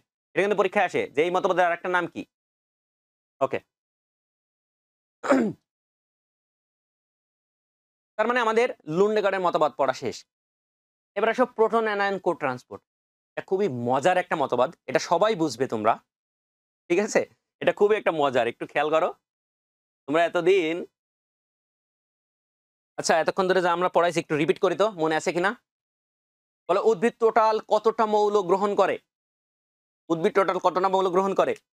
এই যে 54টা হয়ে গেছে, 17টা হয়ে গেছে। আমি বলছি টোটাল, আমি কি বলছি অত্যাবশ্যকীয় উপাদান। পরীক্ষায় কিন্তু এটাই ঘটবে। পরীক্ষার প্রথম প্রশ্নটি দেখবে নিচের কোনটি সঠিক নয়, তুমি ভাববা কোনটি সঠিক চাইছে, জায়গায় আসবা ভুলে যাবে। ঠিক আছে, ওকে। ওই 6 দফার মতন, যে 6 দফার দফা কয়টা? এখন আসো ভাইয়া, এই যে সেম আমাদের প্রোটন অ্যান্ড কো ট্রান্সপোর্ট মতবাদটা কে দিয়েছেন এটা একটু পড়ে নিও তোমরা। এখানেও সেম জিনিস, এটার বাহককে এবং এটার হচ্ছে যে কোন এনজাইম লাগে, সেম জিনিস। এখানেও ইনি এই মতবাদ অনুসারে বাহক এবং এনজাইম ভিন্ন হবে। ইনিও বলেছেন এখানে ঘনত্বের আণবিক বিপরীত দিক ঘটে, এখানে শক্তি লাগে, এখানে কি লাগে, শোষণের হার বেড়ে যায়। পার্থক্য বাহক এবং এনজাইমে, সেম জিনিস। এটা আমার গাছ, এটা আমার মূল, এদিকে এখানে ঢুকবে। তাহলে এইটা হচ্ছে আমার এই যে এই মূলের যে 2 লেয়ার বিশিষ্ট সেল মেমব্রেন, সেটা এখানে কেটে আনা হয়েছে। ঠিক আছে, এই ঘুম এসে পড়েছো? শোনো, তোমাদের আমি একটা মজার বিষয় বলি। সেকেন্ড টাইম তোমরা যারা প্রিপারেশন নিচ্ছ, তোমাদের পড়তে পড়তে অনেক সময় কান্না আসবে। ঠিক আছে, আমি নিজেও সেকেন্ড টাইমার ছিলাম। ঠিক আছে, ফার্স্ট টাইমে আমি ভর্তি ছিলাম ভার্সিটিতে, পরে সেকেন্ড টাইম দিয়ে আসছি। তো তোমাদের পড়তে পড়তে অনেক সময় কান্না আসবে। এই বইটা আমি পড়ছি ফার্স্ট টাইমে, রেটিনার ভাইয়ারা এইভাবে বলছিল এটা পড়ছি। আমাদের ক্ষেত্রে হয়েছে, তোমাদের ক্ষেত্রেও হবে। তখন তোমার ওই জিনিসগুলো মনে রাখতে হবে। ঠিক আছে, ওই জিনিসগুলো, ওই টপিকসটা তোমাকে মনে রাখতে হবে, ওই আল্লাহর ওই কথাটা স্মরণ করতে হবে যে আমি যদি কষ্ট করি আল্লাহ কষ্টের ফলটা অবশ্যই দিই। তোমরা তো জানোই যে এবার প্রায় 1000-এর মতন স্টুডেন্ট সেকেন্ড টাইমাররা ছিল। একজন লিখছে ভাই আমার ফার্স্ট টাইমে কোনো ভুল ছিল না। অবশ্যই তোমার কোনো ভুল ছিল। 3টা জিনিসের কম্বিনেশনে মেডিকেল সায়েন্স হবে, মা বাবার দোয়া, শিক্ষকদের দোয়া, নিজের লেখাপড়া এবং আল্লাহর কাছে প্রার্থনা। ঠিক আছে, এই 3টার কম্বিনেশনের কোনো একটা ঘাটতি হলে তোমার মেডিকেল সায়েন্স হবে না। এখন আসো, এই জিনিসটা দেখো মজার বিষয়। আমরা আগেই জানি সেলের ভিতর পানি আছে, সেই পানিটা ভেঙে H+ আর OH- আয়ন তৈরি করে রাখে। এবং এই প্রোটনের একটা বদ অভ্যাস আছে, প্রোটন কোনো সময় সেলের ভিতর থাকতে চায় না। সবসময় সেলের বাইরে চলে আসতে চায়, ঠিক আছে, সবসময় সেলের বাইরে চলে আসতে চায়, এটা অলওয়েজ মাথায় রাখবা। তো এই প্রোটন ছটফট করে, তো এখানে ওর একটা গেট আছে, ঠিক আছে, এটা হলো ইউনিপোর্ট গেট, মানে একজন যাইতে পারবে এই গেট দিয়ে। তো এই প্রোটনটা এখানে এসে দাঁড়িয়ে থাকে, কিন্তু এই দরজা ধাক্কা দিয়ে আর খুলতে পারে না, ঠিক আছে, কারণ ঘনত্বের বিপরীত দিকে যাইতে হবে, এর একটা এক্সট্রা শক্তি লাগবে। সেই শক্তি দেই এটিপি। এটিপি কি হয়ে যায়, এই এটিপিটা ভেঙে যাবে, ভেঙে যে এডিপি তৈরি করবে, এডিপি আর ফসফেট তৈরি করবে। তো এটা ভাঙার ফলে যেহেতু এটিপি ভাঙবে, এখানে এনজাইমটা হবে এটিপি এজ এনজাইম, ঠিক আছে, এটিপিএস এনজাইম, বুঝছো রে? তাহলে এটিপিটা ভাঙলো এটিপিএস, তাহলে আমার কাঙ্ক্ষিত যে অর্জনটা ছিল, যে আমার এনজাইমটা লাগবে, সেটা আমি করে ফেলছি, যেখানে এটিপিএস এনজাইম লাগে। ভালো কথা। তো এই এটিপিএস এনজাইম পেয়ে গেলাম। তো এই শক্তিটা ভেঙে গেলে এই গেটটাকে কি করে, ধাক্কা দিয়ে খুলে দেই, ধাক্কা দিয়ে খুলে গেলে প্রোটন এই যে এই পাশে চলে আসছে, প্রোটন এই পাশে চলে আসছে, ছটফট করতে করতে এই পাশে চলে আসছে। এখন মজার বিষয় দেখো, প্রোটন যখন এই পাশে চলে আসলে, এখানে H+ আয়নের কি বেড়ে গেল, এই পাশে H+ কমে গেল, তার মানে এখানে পিএইচ এর পরিবর্তন ঘটলো, এখানে পিএইচ গ্রেডিয়েন্ট ঘটে গেল। যখন পিএইচ এর পরিবর্তন ঘটলো বা অ্যানায়ন বা ক্যাটায়নের পার্থক্য ঘটলো, তখন দুই পাশে বিভব পার্থক্যের সৃষ্টি হলো, যেটাকে আমরা বলি ইলেকট্রোকেমিক্যাল পোটেনশিয়াল গ্রেডিয়েন্ট বা বিভব পার্থক্য। বিভব পার্থক্য সৃষ্টি হলো যখন দুই দিকের, সহজ কথা, এত কিছু বোঝার দরকার নেই, দেখো এখানে একটা প্রোটন চলে আসছে, মানে দুই দিকে কিছু একটা ঘটছে, একটা পার্থক্য ঘটছে, ফলে এখানে প্রোটন মোটিভ ফোর্স তৈরি হয়। যেহেতু এই পাশে একটা H+ বা ক্যাটায়ন বেড়ে গেছে, এখানে প্রোটন মোটিভ ফোর্স তৈরি হয়, যেহেতু এটা প্রোটন আসছে, তাহলে প্রোটন মোটিভ ফোর্স। এখানে আরেকটা জিনিস তোমরা একটু মনে রাখবা, এই যে গেটটা বের হয়েছে, এই গেটের নাম আছে প্রোটন পাম্প, এই গেটের নাম আছে প্রোটন পাম্প গেট, এটা মনে রাখো। হাইড্রোজেন এই পাশে চলে আসছে, তো দেখো এই পাশে যারা ছিল, ওই যে ফোর্স তৈরি হলো প্রোটন মোটিভ ফোর্স, এরা ফোর্স করছে যে তোরা এই এলাকার রোহিঙ্গা, তুই এখানে থাকতে পারবি না, ঠিক আছে। তো এরই সাথে সাথে এই সেলের বাইরে যেসব প্রোটিন ছিল, প্রোটিন মনে রাখবো, প্রোটিন। ও, এখানে একটা মজার ঘটনা ঘটে, দেখো এখানে একটা ক্যাটায়ন চলে আসছে, তার মানে এখানে একটা ক্যাটায়নের ঘাটতি ঘটছে, তখন এই বাইরে থেকে একটা ক্যাটায়ন পটাশিয়ামের সেলের ভিতরে ঢুকলো, তার মানে ঘাটতি পূরণ করে দিল, খুব ভালো কথা। কিন্তু এই যে এই পাশে যারা আছে প্রোটিনগুলো, এই এলাকার বাসিন্দা যারা আছে, তারা বলল যে H+ তুই এই এলাকার রোহিঙ্গা, তুই এখানে থাকতে পারবি না, ঠিক আছে, তুই এখানে থাকতে পারবে না। সে কি করে, এই প্রোটিনটা এই H+ আয়নকে কোলে করে এই পাশে আবার দিয়ে দেয়, যা যা, তুই এখানে চলে যা। এই জন্য এখানে বাহক হচ্ছে প্রোটিন, এখানে বাহক কে, protein, not proton, protein. Proton H+ কে প্রোটন বলি আমরা, H+ কে প্রোটন বলি, কিন্তু এটা হচ্ছে প্রোটিন বা আমিষ, ঠিক আছে। তাহলে মজার বিষয় দেখো, প্রোটন এখানে ছিল, এখানে বের করে দিল, যখন এর বের করে দিল একটা পার্থক্য তো হলো, এখানে একটা পজিটিভ আয়ন কমে গেল, সেই পজিটিভ আয়ন ঘাটতি পূরণ করার জন্য এখানে পটাশিয়াম ঢোকে, খুব ভালো কথা। কিন্তু এই পাশে যখন H+ চলে আসছে, এই পাশের বাসিন্দা এটা মেনে নিচ্ছে না, ফলে প্রোটন মোটিভ ফোর্স তৈরি আছে, সেই ফলে প্রোটিনগুলো অ্যাক্টিভ হয়ে যায়, তাকে কোলে করে আবার এই পাশে দিয়ে আসে। এখন সমস্যা হলো, এই প্রোটন বলে যে আমি একা আসছি, এবার একা যাব না, আমার সঙ্গী মাইনাসকে নিয়ে যাব। মাইনাস মানে কি, অ্যানায়ন, এর সাথে করে একটা অ্যানায়ন নিয়ে চলে আসে। দেখো একই সাথে যখন প্রোটন আসে, এর নাম আছে H+ মানে কি, প্রোটন, যখন প্রোটন আসে তখন ওর সাথে একটা অ্যানায়ন একসাথে চলে আসে, একসাথে আসাকে বলা হয় কো ট্রান্সপোর্ট। এই জন্য এই মতবাদের নাম আছে প্রোটন অ্যানায়ন কো ট্রান্সপোর্ট, ঠিক আছে। এই যে তাহলে আমার সুবিধা কি হলো, দেখো ভাইয়া, এখানে আবার একটা হাইড্রোজেন ছিল, সেটা বের হলো, আবার হাইড্রোজেন জায়গায় ব্যাক চলে আসলো। আমার লাভটা কি হলো, একটা ক্যাটায়ন চলে আসে, একটা অ্যানায়ন খনিজ লবণ তেলের ভিতর চলে আসছে। যে ভাই আমি এত কিছু যদি না বুঝি, আমি মাইকেল, তাহলে তুমি কি পড়বো ভাইয়া? তুমি মনে রাখবা এখানে এটিপিএস এনজাইম লাগে, আর এখানে বাহক আছে প্রোটিন, এতটুকু মনে রাখলেই চলবে। এই ঘটনার আমার একটা গল্প মনে পড়ে গেল, এই গল্প আমি সবসময় বলি। এই প্রোটন অ্যানায়ন কো ট্রান্সপোর্ট মতবাদ অনুসারে একটা ঘটনা ঘটছে। দেখো হাইড্রোজেন এখানে ছিল, আবার এখানে ব্যাক আসছে, মাঝখান দিয়ে একটা ক্যাটায়ন একটা অ্যানায়ন খনিজ লবণ নিয়ে চলে আসছে, ওই গল্পের মতন, ঠিক আছে। একটা চোর, বুঝছো, চুরি করতে গেছে, চুরি করে গরু চুরি করছে। তো একটা হুজুরের কাছে গেছে যে হুজুর, গরু চুরি করা কি? বলে ভাই, হুজুর বলছে যে গরু চুরি করা তো মহাপাপ, পাপ কাজ করছো তুমি। আর বলছে হুজুর, আমি যদি কুরবানি দিই, কোনো কিছু কুরবানি দিই, তাহলে আমার কি হবে? বলে তাহলে তোমার সওয়াব হবে। তখন চোরটা বলতেছে, আমি গরু চুরি করছি, আমার পাপ হয়েছে, আর আমি সেই গরুটা কুরবানি দিয়েছি, আমার সোয়াব হয়েছে, আমার পাপে আর সোয়াবে কি হয়ে গেছে, কাটাকাটি হয়ে গেছে, মাঝখান থেকে আমি গোস্ত ফাও পাইছি। ঠিক আছে, তো আমাদের প্রোটনের অবস্থা হয়ে গেছে সেম, সে এখানে ছিল আবার এখানেই ব্যাক আছে, মাঝখান থেকে গোস্ত হিসেবে ফাও পাইছে, একটা ক্যাটায়ন আর একটা অ্যানায়ন। বুঝছো রে? এই এই যে আমি একটা জোকস বললাম, একটু হাসির ইমোজি দিতে হবে না? ইমোজি হাতে কি ব্যথা? তোমরা যখন অফলাইন ক্লাস করবা তখন তো ক্লাসের সামনেই বুঝতে পারবো। অনলাইন ক্লাস করলে তো ভার্চুয়ালি ইমোজি গুলো দিতে হবে নাকি? ঠিক আছে, এই তো।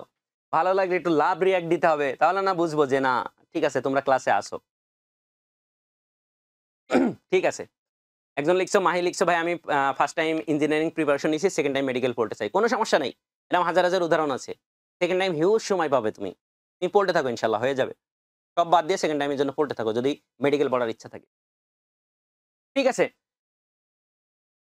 এবার আসো ভাইয়া লেসিথিন বাহক। লেসিথিন বাহক সেম জিনিস তুমি মনে রাখবা, এখানে বাহক আছে লেসিথিন, এতটুকু জানলেই চলবে, আর কিছু জানা লাগবে না। ঠিক আছে? এবার আসো ভাইয়া এতক্ষণ ধরে যা পড়ালাম বলো, সক্রিয় খনিজ লবণ পরিশোষণ প্রক্রিয়া থিওরি কয়টা? বলো। অ্যান্সার করতে হবে, এতক্ষণ ধরে ক্লাস করলা, এই যে অ্যান্সার করতে হবে। এই তো ভেরি গুড মাশাআল্লাহ। মোহাম্মদ ক্লাসটা গুম, গুম করতেছে তোমাদের সাউন্ডে। ঠিক আছে? ফেসবুকে যারা করছো তোমরা কিন্তু কমেন্ট করতে হবে, হ্যাঁ? আমি কমেন্ট পড়বো। ওকে। ৩ টা মতবাদ। বলো, খনিজ লবণের প্রাপ্যতার মতবাদ কয়টা? খনিজ লবণের প্রাপ্যতার মতবাদ কয়টা? ২ টা। কাক মতবাদ? কার্বন ডাইঅক্সাইড এক্সচেঞ্জ মতবাদ এবং কন্টাক্ট এক্সচেঞ্জ মতবাদ। Very good. মাশাআল্লাহ। বলো, ম্যাক্রোমৌল কয়টা? ম্যাক্রোমৌল কয়টা? ৯ টা। মাশাআল্লাহ। এই তো। চলো আমরা সামনের দিকে এগোই। আমাদের খনিজ লবণ সক্রিয়টা পড়া শেষ। এবার আমরা পড়ব নিষ্ক্রিয়। তো নিষ্ক্রিয় তোমাদের বইয়ে অনেক জটিল করে রাখা। আমি স্লাইড থেকে একদম সহজ করে পড়াই দিছি। এর বাইরে জীবনেও আসবে না। ঠিক আছে? আমি একটু স্লাইডে চলে যাব, হ্যাঁ? তাহলে দেখো আমাদের নিষ্ক্রিয় চলে আসছে। আমরা নিষ্ক্রিয় খনিজ লবণ পরিশোষণের ৩ টা মতবাদ, ৪ টা মতবাদ আছে। ঠিক আছে? ৪ টা মতবাদ। এটা কিন্তু পরীক্ষায় আসতে পারে। যে নিচের কোনটি নিষ্ক্রিয় খনিজ লবণ পরিশোষণের মতবাদ নয়? ঠিক আছে? একজন লিখছে ভাইয়া সেকেন্ড টাইমে কি, কি করা যাবে না? ফার্স্ট টাইমে যেসব কাজ করার জন্য তোমার ফার্স্ট টাইমে চান্স হয়নি সেই কাজগুলো করা যাবে না। ঠিক আছে? ওকে। এখন আসো ভাইয়া, এই যে ৪ টা মতবাদ খুবই মজার মতবাদ। কারোর পড়া লাগবে না। দেখো ব্যাপন মতবাদ। ব্যাপন মতবাদ মানে কি? মনে করো বাইরের সেলের বাইরে কি আছে? আয়ন বেশি আছে, সেই আয়নটা আমার সেলের ভিতরে ঢুকে যাবে। সহজ সিস্টেম, মূল দিয়ে ঢুকে যাবে। তাহলে এটার ঝামেলা শেষ। আয়ন বিনিময় মতবাদ। কিছুই না। ওই যে সেলের ভিতরে আমার কি আছে? পানি আছে, H+ আর আ OH-। OH- পানিটা ভেঙে এটা তৈরি করে। তো সেলের ভিতর থেকে আমরা আগেই শিখে আসছি মতবাদ অনুসারে যে প্রোটন আয়ন কোনটা হাইড্রোজেনটা সবসময় বের হতে চায়। তো হাইড্রোজেনের পরিবর্তে কি ঢুকবে? সোডিয়াম নাকি পটাশিয়াম? বলো। তোমাদের বইয়ে আছে। হাইড্রোজেনের পরিবর্তে সোডিয়াম ঢুকবে নাকি পটাশিয়াম ঢুকবে? ঠিক আছে? পটাশিয়াম ঢুকবে এবং এই অ্যানায়নটি যখন বলা যাবে এর পরিবর্তে কি ঢুকবে? বলো। হাইড্রোক্সাইডের পরিবর্তে কোনটি ঢুকবে? OH এর পরিবর্তে কোনটি ঢুকবে? ক্লোরাইড। Very good. ক্লোরাইড ঢুকবে। ক্লোরাইড। ক্লোরাইড। এটা মেডিকেল একবার আসছে। কিছুই না, জাস্ট এক্সচেঞ্জ করবে। একটা পজিটিভ বেড়ে যাবে, একটা পজিটিভ ঢুকবে। একটা নেগেটিভ বের হয়ে যাবে, একটা নেগেটিভ ঢুকবে। Chloride not chlorine, chloride ion ঢুকবে। এটাই একবার মেডিকেল ভর্তি পরীক্ষায় আসছে। একটু পরে আমি ধরবো দেখবা যে হাইড্রোজেনের পরিবর্তে কোনটি সেলের ভিতরে ঢুকে? অথবা আসতে পারে হাইড্রোক্সাইডের পরিবর্তে কোনটি সেলের ভিতরে ঢুকে? তাহলে কত সহজ জিনিস। ডোনান সাম্য অবস্থা। কিছুই না। সেলের ভিতরে পজিটিভ আয়নটা বেরিয়ে গেল। পজিটিভ আয়নটা দেখো সেলের ভিতরে সবসময় পজিটিভ আয়নগুলো বের হয়ে যাইতে চায়। এখানে বের হয়ে গেল। তাহলে নেগেটিভ আয়নের কি বের হতে হবে না? তো নেগেটিভ আয়নে কিছু, কিছু নেগেটিভ আয়ন বড় হওয়ার কারণে কোন সময় বের হতে পারে না। তো বাইরে থেকে কিছু পজিটিভ আয়ন ঢুকে ওকে নিউট্রালাইজ করে দেয় বা সাম্য অবস্থায় নিয়ে আসে। এটা হচ্ছে ডোনান সাম্য অবস্থা। এত কিছু লাগবে না, হ্যাঁ? তোমার শুধু থিওরি গুলোর নাম জানতে হবে। তোমাকে যেই মজার বিষয়টা জানতে হবে দেখো এখানে লেখা ব্যাপক প্রবাহ মতবাদ। এটা মেডিকেলে দিয়ে দেবে। ব্যাপক প্রবাহ মতবাদ এখানে দিয়ে দেবে, ব্যাপকের জায়গায় দিয়ে দেবে ব্যাপন প্রবাহ মতবাদ। ঠিক আছে? পরীক্ষা আসবে নিচের কোনটি নিষ্ক্রিয় খনিজ লবণ পরিশোষণের তত্ত্ব নয়? এই তিনটা দিবে, দিয়ে দেবে ব্যাপকের জায়গায় লিখে দেবে ব্যাপন প্রবাহ মতবাদ। এটা ব্যাপন না, ব্যাপক প্রবাহ, মানে ম্যাসিভ ফ্লো। এই জিনিসটা কি একটু মজার বিষয়, দেখো এই জিনিসটা থিওরি বুঝলে তোমার জন্য আরো মজা লাগবে। এই যে দেখো এই ছবিটা দেখো, এটা কবে ছবি বলো তো? কে বলতে পারবা? তার জন্য একটা চকলেট গিফট আছে। বলো তো ভাইয়া এটা কবেকার ছবি? এই যে একজন লিখছে মাহি, সঠিক অ্যান্সার দিছো। এই মিথেন, ভুল অ্যান্সার দিছো রে। অ্যালডিহাইড কিটোন, এটা 1969 সালের ছবি, গণ অভ্যুত্থানের ছবি। হ্যাঁ, এটা খচিত আছে, কোন এক ফটোগ্রাফার তুলে রাখছিল। তো দেখো এই শিশুটি যখন মিছিল করছে, ও কি আসলে কিছু বোঝে? হ্যাঁ, কিছু বুঝে মিছিলে গেছে? যায় না, এ কিছুই বোঝে না। আসলে বড়রা স্লোগান দিতে দিতে যাচ্ছে, ও কিছু না বুঝে এই মিছিলের সাথে স্লোগান দিতে দিতে যাইতে থাকছে। তো আমাদের ব্যাপক প্রবাহ মতবাদটা হচ্ছে এমন, ব্যাপক প্রবাহ মতবাদটাও সেম এই বাচ্চাটির মতন। কি? যখন হিউজ পরিমাণে ব্যাপক হারে পানি সেলের ভিতরে ঢোকে, ওই পানির সাথেও কিছু আয়ন না বুঝে পানির সাথে সেলের ভিতরে ঢুকে যায়। এটাই বলা হয় ব্যাপক প্রবাহ মতবাদ। ঠিক আছে? ক্লিয়ার রে? ব্যাপক প্রবাহ মতবাদটা জিনিসটা কি? ওকে, এই ওকে, ঠিক আছে। তাহলে আমার সক্রিয় নিষ্ক্রিয় খনিজ লবণ পরিশোষণ পড়া শেষ। প্রভাবকগুলো তোমরা পড়ে নিও, কোনটি বাড়লে কোনটি কমে। হ্যাঁ, এবার আমরা প্রসেদন পড়ব। প্রসেদন, ঠিক আছে? তো প্রসেদন চলো আমরা বই থেকে পড়বো। এই তোমরা কি ঘুম পাচ্ছে? ফেসবুকে যারা আছো, আসলে এতক্ষণ ধরে আমরা কি পড়লাম? খনিজ লবণ সম্পর্কে ডিটেইলস সব পড়ে ফেলছি। খনিজ লবণ কি খায়, কোনটা দ্রুত খায়, কোনটা কম খায়, কার উপকারের ফলে কি উপকারিতা পাওয়া যায় এবং সে কোন প্রকারে প্রশোষিত হয়। তাহলে বলো খনিজ লবণ কোন প্রকারে প্রশোষিত হয় বলো? প্রভাবক পড়া লাগবে বলছি। বলো খনিজ লবণ কোন প্রক্রিয়ায় প্রশোষিত হয়? কোন প্রক্রিয়া বলছি? একজন সঠিক অ্যান্সার দিতে পারোনি। একজন লেখছে আয়ন, একজন লেখছে ভাইয়া সক্রিয়। খনিজ লবণ ২ প্রক্রিয়ায় পরিশোষিত হয়। সক্রিয়, নিষ্ক্রিয় ২ প্রক্রিয়ায়। এই যে দেখছো? প্রশ্নটা আগে বুঝতে হবে ভাইয়া। এখন আসো। প্রসেদন। প্রসেদন মানে কি? প্রসেদন মানে দেহ থেকে পানি বাষ্প আকারে বের হয়ে যাবে। ঠিক আছে?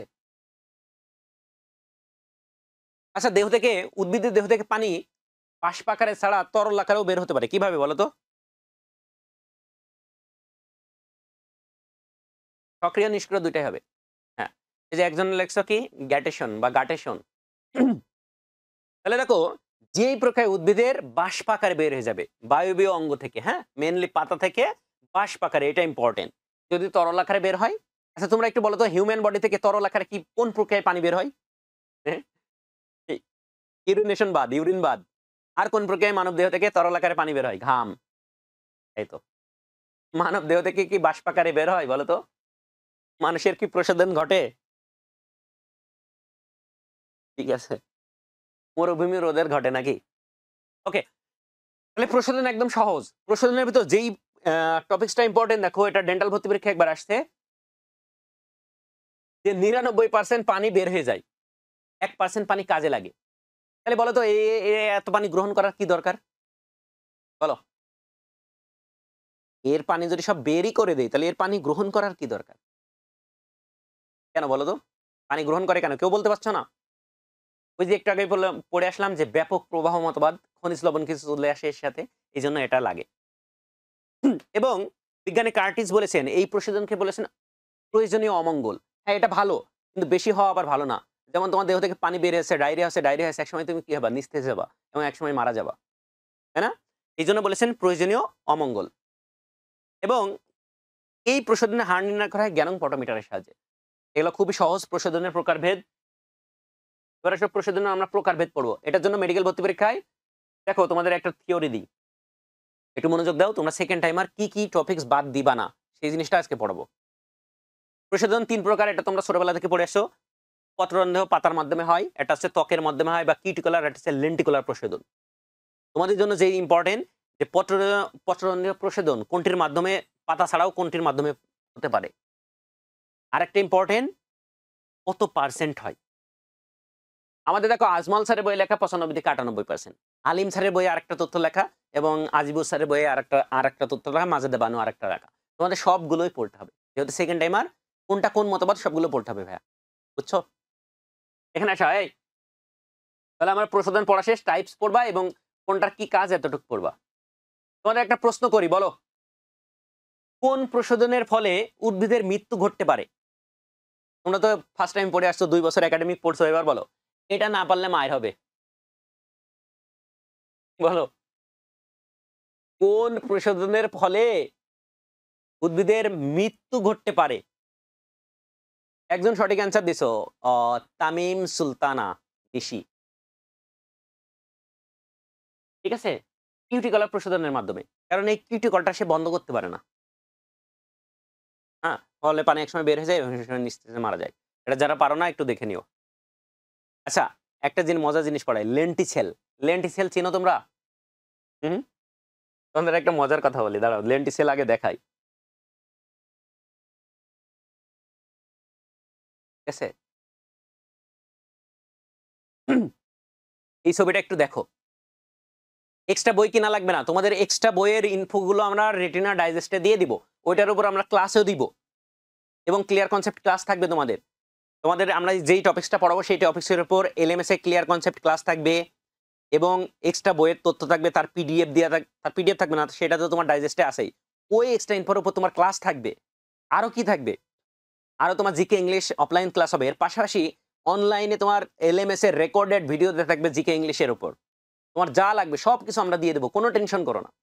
ঠিক আছে? এক্সট্রা ইনফো নিয়ে এত মাথা ঘামানো লাগবে না। আমরা ক্লাসের সাথে সাথে তো পড়িয়ে দেবো অফলাইন ক্লাসে। পাশাপাশি অনলাইনে রেকর্ডেড ক্লাসও থাকবে এক্সট্রা ইনফোর উপর প্রত্যেকটা অধ্যায়ের। আর ডাইজেস্ট তো আছেই। এর বাইরে কিছু পড়া লাগবে না ভাইয়া। হ্যাঁ, কিউ&এ তোমাদের সার্ভিস চালু আছে। তোমরা যারা ভর্তি আছো কিউ&এ চালু আছে। কোনো সমস্যা নেই। তোমরা ইনস্ট্যান্ট যেকোনো সময় কিউ&এ তে প্রশ্ন করতে পারবে। ঠিক আছে? এবং তোমাদের জন্য সার্বক্ষণিক আমাদের মেন্টর সাপোর্ট থাকবে। আমাদের ফিমেল মেন্টর আছে ফিমেলদের জন্য এবং মেল মেন্টর আছে মেলদের জন্য এবং সবাই মেডিকেল পারসন। তো তোমাদের সাথে আমরা রেটিনা সার্বক্ষণিক আছি। ঠিক আছে? ওকে। নিউ এডিশনের বই তোমরা যদি পুরান যারা অনেকের অভ্যস্ত আছে যে ভাই আমি যেই বই পড়ছি সেটাই মাথার ভিতর সেট আপ হয়ে থাকে। আমি নতুন বই কিনতে চাই না। কোনো সমস্যা নেই। এই পুরান বইটাই পড়ো, আমরা নতুন বইয়ের পিডিএফ দিয়ে দেব। ওখান থেকে এক্সট্রা তথ্যগুলো তুমি দাগিয়ে নিও। এরপরও আমাদের পরীক্ষার আগ দিয়ে তোমরা জানো যে আমরা কি বই দিই। এক্সট্রা ইনফো নতুন যে তথ্যগুলো এড আছে সেগুলো শীট আকারে তোমাদের দিয়ে দিই, যেগুলো বাজারে নতুন বই আসলে। এরপরেও তোমাদের টেনশন কিসের? তোমাদের যা লাগবে সব আমরা দিব। ঠিক আছে? তোমাদের লজিস্টিক সাপোর্ট, মেন্টাল সাপোর্ট যা লাগবে সব আমরা দেব ইনশাআল্লাহ। তোমাকে যেটা করতে হবে, তোমাকে একটু পরিশ্রমী হতে হবে। আর কিচ্ছু না ভাইয়া। ঠিক আছে? এখানে এই গাছগুলো রাখার উদ্দেশ্য হচ্ছে তোমরা আইডিয়াও করতে পারবা না যে একটা ভুট্টা গাছ সেজনে কত লিটার পানি বের করে দেয়। একটা খেজুর গাছ দৈনিক কয় লিটার পানি বের করে দেয়? ২০০ থেকে ৩০০ লিটার পানি এই প্রশোধন প্রক্রিয়ায় বের করতে পারে। এটা একটু দেখে নিও, আমাদের ডাইজেস্ট বই আছে, হ্যাঁ? আমরা যেই পড়াছিলাম যে প্রশোধন ৩ প্রকার, পত্ররন্ধ্রীয়, লেন্টিকুলার এবং ত্বকীয় প্রশোধন। দেখো ভাই আমি যেই তথ্যটা তোমাদের দিছিলাম, তোমরা চাইলে স্ক্রিনশট নিতে পারো। দেখো আমরা পড়েছি আজমল স্যারের বইয়ে ৯৫ থেকে ৯৮। দেখো এটা অন্য বইয়ের তথ্য, আলিম স্যারের বইয়ে আরেক রকম, আজিবুর স্যারের বইয়ে আরেক রকম। তাহলে কোন প্রশোধন কত পার্সেন্ট হয় এটা ৩ ধরনের একটু পড়তে হবে কষ্ট করে। হুম? একটু কষ্ট করে মুখস্থ করতে হবে। এবার আসো। আমি লেন্টিসেল বুঝাচ্ছিলাম, তাই না? যে লেন্টিসেল জিনিসটা কি? এই যে এটা হচ্ছে লেন্টিসেল। এই যে দেখো এই জিনিসটা। গাছটা যখন ফেটে, ফেটে বড় হয়ে যায় না? আমাদের গ্রামে একটা কথা প্রচলিত আছে, হ্যাঁ? যাদের গ্রামে বাসা যাদের, ঠিক আছে? গ্রামে তোমাদের যাদের বাসা, আমাদের কোনো সন্তান জন্মগ্রহণ করলে গ্রামে আমাদের বাবারা মায়েরা কি করে? একটা গাছ লাগায় এবং বলে এই গাছটা যখন বড় হবে, এই গাছ বিক্রি করে তোর বিয়ে দিব। ঠিক আছে? তো দেখো ভাইয়া, এই গাছটা এত বড়, কত বড় হবে? তখন গাছ বিক্রি করলে বলবে এত বড় হবে যে তোর এই বেড়ে আটবে না। হ্যাঁ? সেকেন্ডারি বিদ্যুৎ বন্ধ হয়ে যাবে এবং এই লেন্টিসেল যখন দেখা যাবে তখন তোর আমি বিয়ে দিব। তো এই গাছও আর বড় হয় না, তোমাদের আর বিয়েও হয় না, তাই তো? ওকে, এটাই হচ্ছে লেন্টিসেল। লেন্টিসেল জিনিসটা কি তোমরা বুঝে গেছো আশা করি। এবার আসো ভাই আমরা পত্ররন্ধ্রে চলে আসছি। আমরা পত্ররন্ধ্র এই জিনিসটা পড়লে তোমার বইয়ের কোনো কিছু পত্ররন্ধ্র সম্পর্কে আর কিছু পড়া লাগবে না। এই টপিকসটা পড়িয়ে আমরা আজকের ক্লাসটা শেষ করব। এর পরে একটা গুরুত্বপূর্ণ টপিকস আছে, সেটাও আজকে পড়াবো। হ্যাঁ, এটা এখান থেকে মেডিকেল ভর্তি প্রক্রিয়া তোমাদের থিওরিতে প্রশ্ন আসছো, যারা inter first year second year আছো, যারা ক্লাসটি লাইভে দেখতেছো এই মুহূর্তে, তোমাদের জন্য ওই থিওরিটা যদি আমার ক্লাস থেকে বোঝাও হয়ে যাবে। আর মেডিকেলের জন্য যা লাগবে তোমাদের সব আজকে হয়ে যাবে। দেখো, পত্ররন্ধ্র পাতায় কতটা ছিদ্র থাকে বলো? এই ফার্স্ট সেকেন্ড টাইমাররা বলো, ফার্স্ট টাইমে পড়ে আসছো বলো।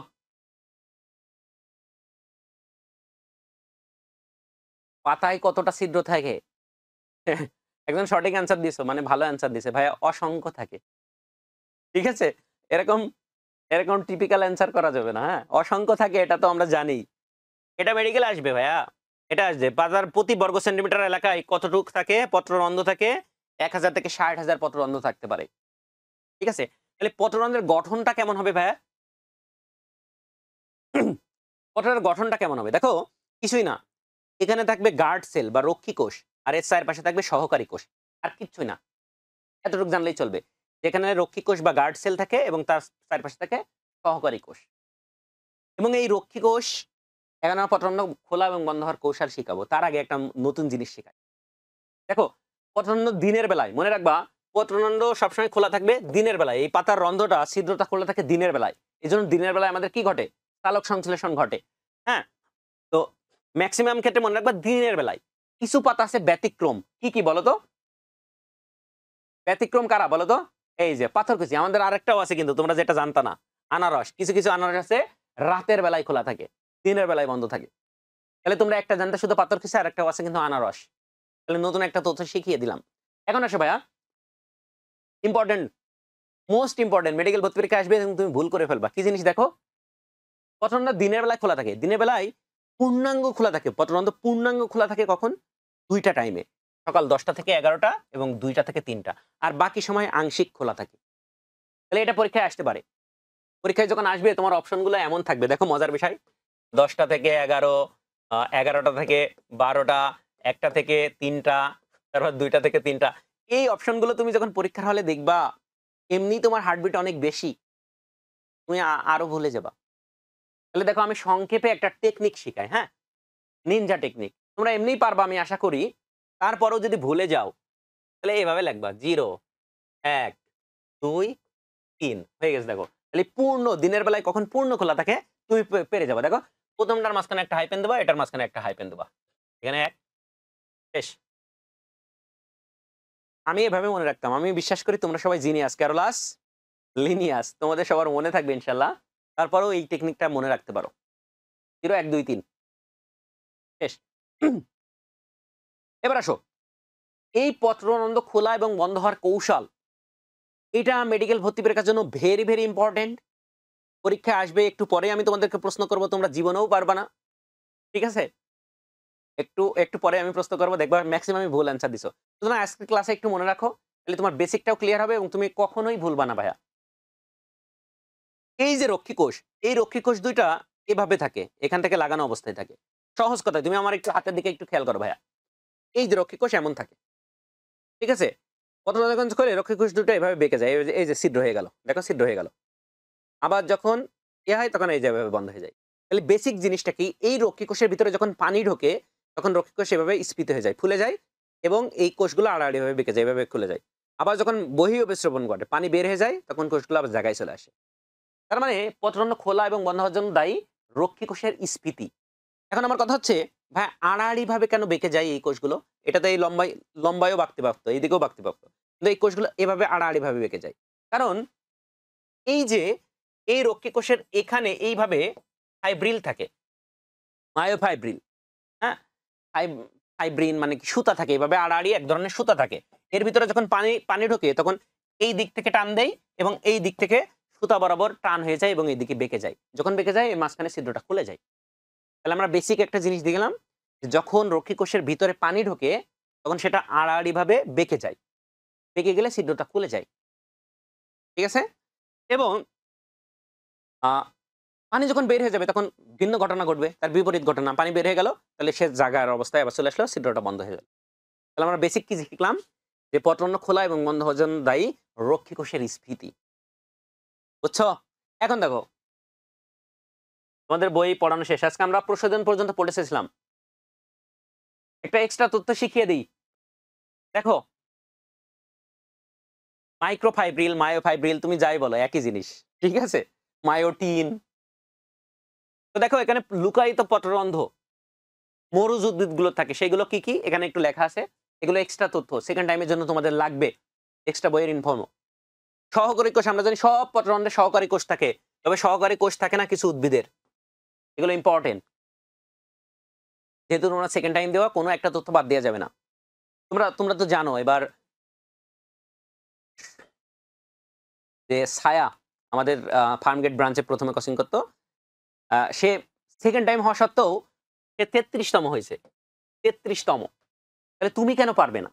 হ্যাঁ, ওর কিন্তু ফার্স্ট টাইমে চান্স হয় নাই, কিন্তু সেকেন্ড টাইম সে কি করছে? সে আমাদের সাক্ষাৎকার দিতে আসছিল, এখানে লাইভ ক্লাসে আসছে, আমি ছিলাম সেখানে। তো ওর কাছে একটা প্রশ্ন জিজ্ঞেস করছি যে আসলে তুমি কি করতা, মানে পোলটা কি, এক্সট্রা কোনো কিছু পোলটা? ওর একটাই কথা ছিল, ভাই আমি রেটিনার পড়াটাই রেগুলারলি পড়তাম, প্রতিদিন যে পরীক্ষাটা হতো, যেই ক্লাস টেস্টটা হতো, সেটাই খুব ভালো করে পড়তাম।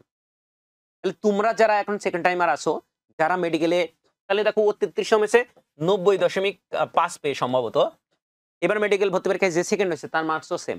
তার মানে একদম সেকেন্ড টাইমার হয়ে ফার্স্ট হয়েছে, সেকেন্ড টাইমারদের ভিতর ফার্স্ট। আর সারা মেরিট স্কোর দেখলে সারা বাংলাদেশের ভিতর সেকেন্ড হয়েছে। তার মানে তুমি চেষ্টা করলেও সম্ভব। তাহলে সে কি করছে, আমাদের রেটিনাতে যে ক্লাসটা হতো সেইটা খুব ভালো করে করছে, এবং সেইটা একটা, ওই যে একটা কথা বলছে, আমরা প্রায়ই একটা কথা বলি, তোমরা যারা সেকেন্ড টাইমে, তোমার একটা পরামর্শ ভাই, তোমার কিচ্ছু পড়া লাগবে না, তোমার এক্সট্রা কিছু পড়া লাগবে না।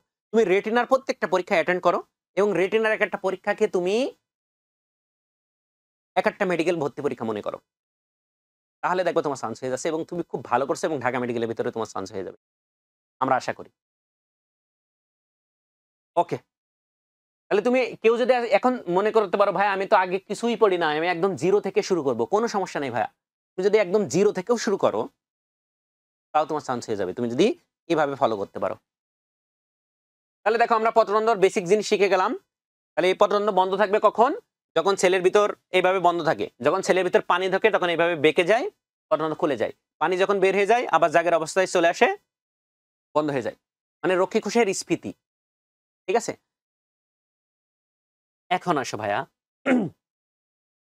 এই টপিক্সটা পড়ালে আজকের ক্লাসটা আমাদের শেষ হবে, এই টপিক্স পড়ে আজকের ক্লাসটা আমাদের শেষ। হ্যাঁ, তাহলে দেখো তোমাদের বইয়ে যা আছে বা আমি স্লাইড থেকে যা পড়ালাম এর বাইরে কিচ্ছু পড়া লাগবে না। তোমাদের বইয়ে একটু দেখে আসি, এই রক্ষী কোষের বিশাল বড় করে লেখা। তার আগে তোমাদের একটা প্রশ্ন ধরি, দেখি কেমন পারো, বলো। সহজ প্রশ্ন, মানুষ খনিজ লবণ কি হিসেবে খায়? আয়ন হিসেবে নাকি দানা হিসেবে? বলো, মানুষ কি হিসেবে খায়? দানা হিসেবে। তাহলে এখন বলতে হবে যে কোন ক্যাটায়নটি উদ্ভিদ ধীর গতিতে শোষণ করে, কোন ক্যাটায়ন? বলো, ক্যাটায়ন বলছি, ক্যালসিয়াম। ভেরি গুড, বলো।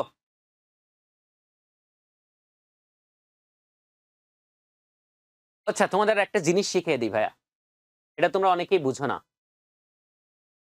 ঠিক আছে, এই অধ্যায়ের সাথে গুরুত্বপূর্ণ জিনিস একটু দেখো, এই জিনিসটা অনেকেই বুঝো না ভাইয়া, একটু মনোযোগ দাও। আজকের পর থেকে একটা জিনিস, যেহেতু পত্ররন্ধ্র পড়াচ্ছি, পাতার গঠন যেহেতু পড়াচ্ছি, তাহলে এই জিনিসটা আমি পড়িয়ে দিই, একটা বেসিক জিনিস, সেটা হচ্ছে ক্রেনজ অ্যানাটমি।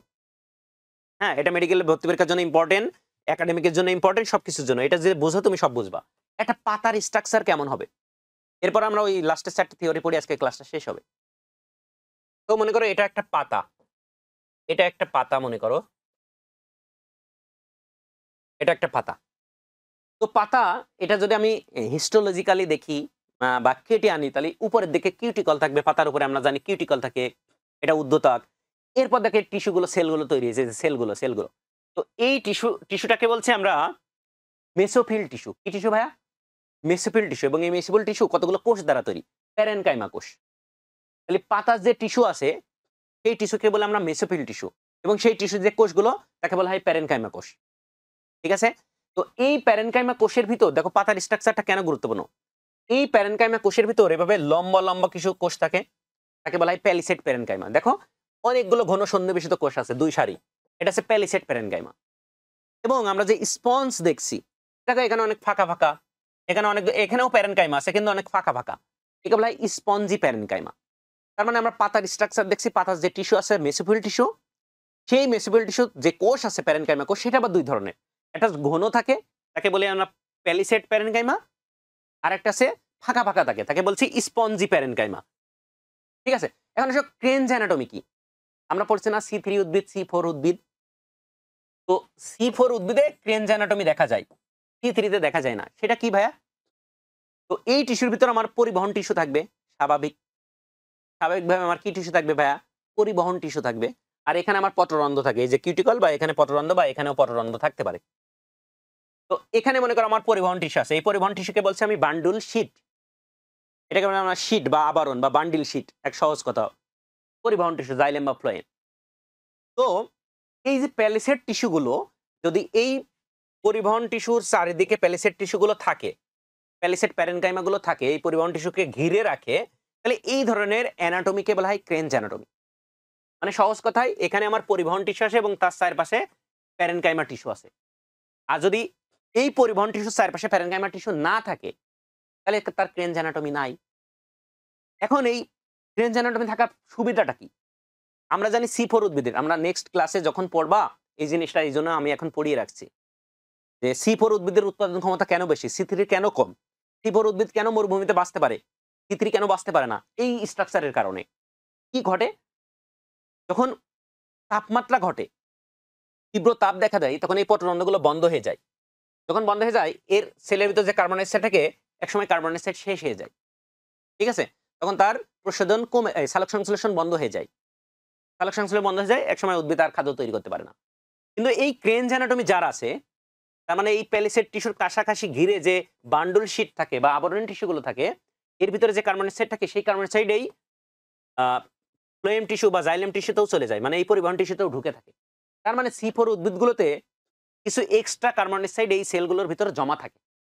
ফলে পত্ররন্ধ্র বন্ধ হয়ে গেলেও, এই কার্বন ডাইঅক্সাইড পুরো শেষ হয়ে গেলেও, এই ক্রেনজ অ্যানাটমির কারণে এক্সট্রা কিছু কার্বন ডাইঅক্সাইড তার ভিতরে থাকে। ফলে মরুভূমির উদ্ভিদগুলো কি হয়, তার পত্ররন্ধ্র বন্ধ থাকলেও সে সালোক সংশ্লেষণ চালাইতে পারে। এই জন্য C4 উদ্ভিদের কি হয়, উৎপাদন ক্ষমতা বেশি। এই জন্য C4 উদ্ভিদ তীব্র তাপমাত্রায়ও বেঁচে থাকতে পারে। পর্যন্ত বুঝছো? এটা আজকে টপিকসে ছিল না, নেক্সট ক্লাসের জিনিস, কিন্তু একটা বেসিক জিনিসটা শিখিয়ে দিলাম। তো আমি যে জিনিসটা দেখাইতে চাচ্ছিলাম, যে এই যে পত্ররন্ধ্র খোলা এবং বন্ধ হওয়ার যে কৌশলটা, তোমাদের বইয়ে দেখো লেখা আছে, বিশাল বড় করে লেখা আছে। এটা আমি সংক্ষেপে আমাদের স্লাইড থেকে পড়িয়ে দিচ্ছি। ঠিক আছে, পত্ররন্ধ্র খোলা এবং বন্ধ হওয়ার কৌশল। কই কই, এই যে দেখো, এই পেজটাই। ঠিক আছে, এই যে পত্ররন্ধ্র খোলা এবং বন্ধ হওয়ার কৌশল। তোমাদের এই বই থেকে, এখান থেকে মেডিকেল ভর্তি পরীক্ষায় প্রায় প্রশ্ন আসছে। দেখো 2-3 বার প্রশ্ন আসছে এখান থেকে। ভার্সিটিতে অসংখ্যবার আসছে, মেডিকেল একবার আসছে। দেখো 4টা থিওরি আছে।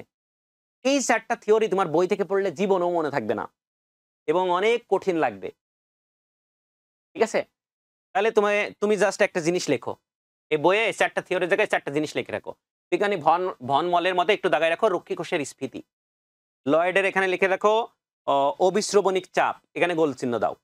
থাইরের পাশে লিখে রাখো পিএইচ, থাইরের পাশে কি লিখবা, পিএইচ। আর আধুনিক মতবাদ যেটা আছে, আধুনিক মতবাদের পাশে লিখে রাখো পটাশিয়াম, আধুনিক মতবাদের পাশে লাগবা পটাশিয়াম, নিচে আছে আধুনিক মতবাদ। ঠিক আছে, এই যে আমি বলছি ভন মলের মতে লিখতে বলছি রক্ষী কোষের স্ফীতি, লেখাই আছে, একটু গোল দিতে বলছি। লয়েডের পাশে লিখতে বলছি অবিশ্রবণিক চাপ, এই যে দাগ দিতে বলছি। থাইরের পাশে লিখতে বলছি পিএইচ, আর আধুনিক মতবাদের পাশে লিখতে বলছি পটাশিয়াম। ঠিক আছে, আচ্ছা এরপরে না বুঝলে আমি স্লাইড থেকে দেখাই, তাহলে আর ক্লিয়ার হবে।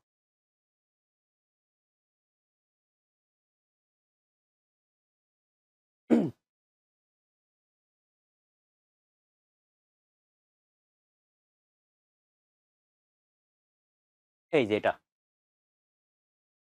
সহজ কথা, তোমাদের বইয়ে 4টা থিওরির কথা বলা আছে, যে পত্ররন্ধ্র খোলা এবং বন্ধ হওয়ার, আবার থিওরি যে পত্ররন্ধ্র কিভাবে খোলে এবং বন্ধ হয়। ঠিক আছে, আচ্ছা তোমাদের আমি শিখানোর আগে একটা বেসিক প্রশ্ন করি, দেখি কেমন পারো। শেখানোর আগে, ক্লাস শুরুর আগে দেখি, আমি বলছিলাম না একটা প্রশ্ন করব, তোমরা ম্যাক্সিমাম ভুল অ্যান্সার দেবা, দেখবো আমি সঠিক বলছি।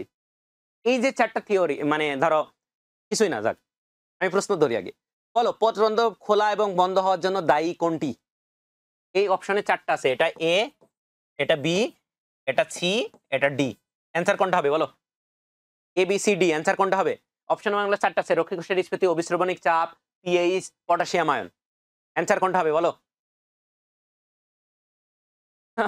এক একজন এক এক রকম অ্যান্সার করছো। আরেকটু কঠিন করে প্রশ্ন করি, এখন তো আরো পারবা না। অপশনে এই ডি অপশনটি নাই। আরেক জায়গায় আছে, মনে করো আমার নাম আছে বা হজাবরলা আছে। অপশনে এই 3টা আছে, এই 3টা আছে এবং আরেকটা বাকি অপশন আছে। পাফার। তাহলে অ্যান্সার কোনটা হবে বলো? এ বি সি কোনটা হবে? এ বি সি এর মধ্যে অ্যান্সার কোনটা হবে? এই যে দেখছো, খেলা এখানেই। তোমরা এই জিনিসটা পড়ে আসছো কিন্তু বুঝো না, বুঝে পড়ো না, এই জন্যই চান্স হয় না। একটু একটু খেয়াল করো ভাই, আজকের পর থেকে অনেকেই সঠিক অ্যান্সার দিচ্ছ, তবে ম্যাক্সিমামই ভুল অ্যান্সার দিচ্ছ। 80 থেকে 90% ভুল অ্যান্সার দিচ্ছ।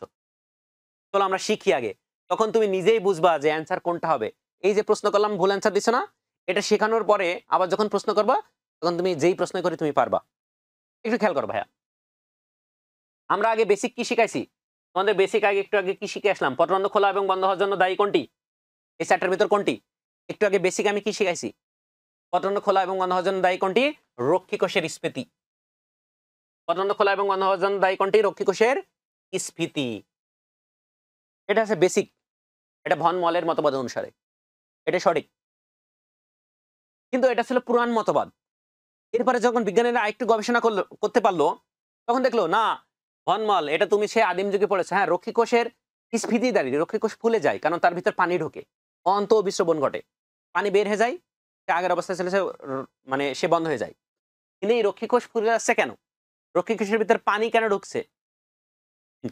এটা স্টার সুগার মতবাদ বলা হয়, লয়েডের স্টার সুগার মতবাদ। বলছে না, এর জন্য রক্ষী কোষের পত্ররন্ধ্র যে খুলে যাচ্ছে, পানি ঢোকে ঠিক আছে, কেউ ফুলে যায় ঠিক আছে, কিন্তু এর জন্য দায়ী অবিশ্রবণিক চাপ, অসমোটিক প্রেসার। কিভাবে বলে?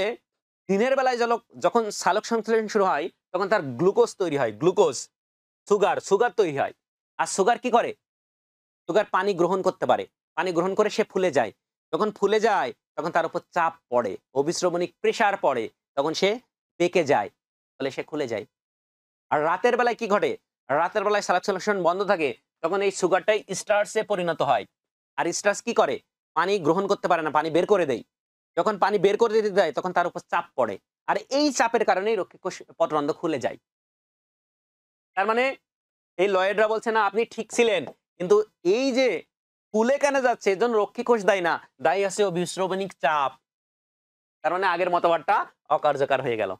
খুব ভালো কথা। এর পরের পণ্ডিত কি করছে দেখো, শায়েরি বলছে না, এই দুইটাই ঠিক আছে, দুইটাই ঠিক আছে, কিন্তু আপনি যে বলছেন যে স্টার্চ থেকে সুগার হয়, স্টার্চ থেকে যদি সুগার না হতো বা সুগার থেকে স্টার্চ যদি না হতো, তাহলে তো চাপটা আসতো না, পানি ঢুকতো না, বের হতো না। তো এই যে স্টার্চ সুগারের আন্তঃপরিবর্তন কেন ঘটছে? পিএইচ এর কারণে ঘটছে। কেন? রাতের বেলায় পিএইচ কম থাকে, ফলে স্টার্চ সুগারে পরিণত হয়, ঠিক আছে, আর দিনের বেলায় পিএইচ বেশি থাকে, বলে সালোক সংশ্লেষণ ঘটে।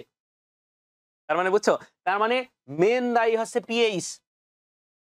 তো আপনাদের কথা ঠিক আছে, কিন্তু এই স্টার সুগার কেন পরিবর্তন হচ্ছে? পিএইচ এর কারণে হচ্ছে, কারণ মেন দায়ী হচ্ছে পিএইচ, ঠিক আছে।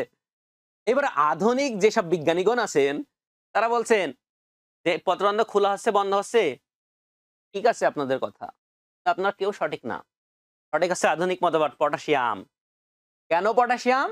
ওই যে সেলের ভিতর আমরা শিখছিলাম হাইড্রোজেন সবসময় বের হয়ে যেতে চায় এবং পটাশিয়াম সবসময় ঢোকে, সেলের ভিতর পটাশিয়াম অলওয়েজ ঢোকে, তার মানে পটাশিয়াম দায়ী। কিভাবে? এই যে পটাশিয়াম সেলের ভিতর মনে করো একটা পজিটিভ আয়ন ছিল, এখানে যখন আরেকটা পজিটিভ আয়ন ঢুকবে, মানে তুমি একটা গ্লাসে যখন বেশি বেশি চিনির দানা দেবা, তখন সেই পানিটা কি শরবতটা ঘন হয়ে যাবে না? তার মানে কি ঘনত্ব বেড়ে যাবে। তো একটা পটাশিয়াম যখন এখানে ঢোকে, তখন তার ঘনত্ব বেড়ে যায়। ঘনত্ব আগের অবস্থায় নেওয়ার জন্য সে কি করবে? তার সেলের ঘনত্ব আগের অবস্থায় ঠিক রাখার জন্য, ধরো তুমি শরবত বানাচ্ছ এই রোজার মাসে, তোমার চিনি অল্প দিছো, চিনি যদি একটু বেশি দাও, তাহলে শরবতটা একটু গাঢ় হয়ে গেল। তাহলে শরবতটাকে একটু পাতলা করার জন্য, আগের অবস্থায় নেওয়ার জন্য তুমি কি করবো? ওই শরবতের ভিতর পানি ঢালো। তো পটাশিয়াম যখন ঢুকে, তখন তার ঘনত্ব বেড়ে যায়। সেই ঘনত্বটা আগের অবস্থায় নিতে সে কি করে? সেলের বাইরে থেকে সেলের ভিতরে পানি ঢুকে। পানি ঢোকা মানে কি? রক্ষী কোষের স্ফীতি, মানে পত্ররন্ধ্র খুলে গেল, ঠিক আছে। আবার পটাশিয়াম যখন বের হয়ে যায়, বিপরীত ঘটনা ঘটবে। তার মানে মেনলি দায়ী হচ্ছে পটাশিয়াম। এখন বলো, ক্লিয়ার এই পর্যন্ত বুঝছো সবাই? এই অ্যান্সার করো রে। বুঝছো? যদি বুঝে থাকো এবার অ্যান্সার করো, অপশন কোনটা হবে? এখন বলো, পটান্ন খোলা এবং বন্ধ হওয়ার জন্য অপশনে ৪ টা আছে, অ্যান্সার কোনটা হবে? A B C D. অপশনে এ বি সি ডি, অপশনে ৪ টা আছে, তাহলে পটান্ন খোলা বন্ধ হওয়ার জন্য দায়ী কোনটি? অবশ্যই অবশ্যই অপশন ডি, পটাশিয়াম। এবার অপশনে মনে করো পটাশিয়াম নাই, এই প্রশ্নই করছে না, অপশনে পটাশিয়াম নাই, তাহলে অ্যান্সার কোনটা হবে বলো? অপশনে পটাশিয়াম নাই, কোনটা হবে? না, এটা হবে না, সি হবে না। কারণ আধুনিক মতবাদ আবিষ্কারের পূর্ব পর্যন্ত সব বিজ্ঞানিক এবং আধুনিক বিজ্ঞানীগণও বলেছেন যে আধুনিক মতবাদ আবিষ্কারের পূর্বে সবথেকে গ্রহণযোগ্য এবং উল্লেখযোগ্য থিওরি ছিল এই অবিশ্রবণিক চাপ। তার মানে অপশনে যদি এই ৩টা থাকে, পটাশিয়াম না থাকে, তাহলে অ্যান্সার করতে হবে অবিশ্রবণিক চাপ বা অসমোটিক প্রেসার। এটাই মেডিকেল ভর্তি পরীক্ষায় আসছিল। এটাই মেডিকেল ভর্তি পরীক্ষায় আসছিল যে পত্ররন্ধ্র খোলা এবং বন্ধ হওয়ার জন্য দায়ী কোনটি? অপশনে এটা ছিল, এটা ছিল, এটা ছিল, কিন্তু অপশনে পটাশিয়াম ছিল না। এজন্য অ্যান্সারটা এটা ধরতে হবে। অপশনে যদি এটাও না থাকে তখন পিএইচ নেবা, এটাও না থাকলে অ্যান্সার নেবা এটা। ক্লিয়ার? বুঝছো সবাই? ঠিক আছে, লাস্ট একটা প্রশ্ন করি, দেখি। আমাদের ক্লাস, আজকের ক্লাস এ পর্যন্তই। আমাদের লাস্ট ২-১টা প্রশ্ন করি, ঝটপট অ্যান্সার দেবা। যারা চ্যাট বক্সে আসছো, কমেন্ট বক্সে আজকের ক্লাসটা একটু সামারাইজ করি। তাহলে আমরা কি পড়লাম? টোটাল আজকে পড়লাম, এই ক্লাসটা ফেসবুকে থাকবে, ইউটিউবে থাকবে, এলএমএস এর রেকর্ডেড থাকবে, সব কোনো অসুবিধা নাই তোমাদের। খনিজ লবণ পরিশোষণ পড়ছি, পরিশোষণ প্রক্রিয়া পড়ছি এবং পত্ররন্ধ্রের খোলা বন্ধ হওয়ার কৌশল এবং প্রসেদন পড়ছি। বলো, কোন প্রসেদন সবচেয়ে, প্রথম অঙ্ক লিখলেই চলবে, হ্যাঁ? কোন প্রসেদন সবচেয়ে বেশি হয়? কোনটির মাধ্যমে, কোন ধরনের প্রসেদন সবচেয়ে বেশি হয়? পত্ররন্ধ্রের প্রসেদন। Very good. বলো, পৃথিবীতে মৌল আছে কয়টা? পৃথিবীতে মৌল আছে কয়টা? এটা কেমিস্ট্রি প্রশ্ন। ১১৮টা তোমাদের বইয়ে। ওকে। এর ভিতর উদ্ভিদ খায় কয়টা? উদ্ভিদ গ্রহণ করে কয়টা? ৫৭টা। ৫৪ লেখছো কে রে? অত্যাবশ্যকীয় কয়টা? অত্যাবশ্যকীয় কয়টা? ভেরি গুড, মাশাআল্লাহ। এখন বলো, ম্যাক্রোমৌল কয়টা? ম্যাক্রোমৌল। এই তো তোমাদের সবার জন্য দোয়া। সবাই অনেক অনেক সুস্থ থাকো, ভালো থাকো। আসসালামু আলাইকুম।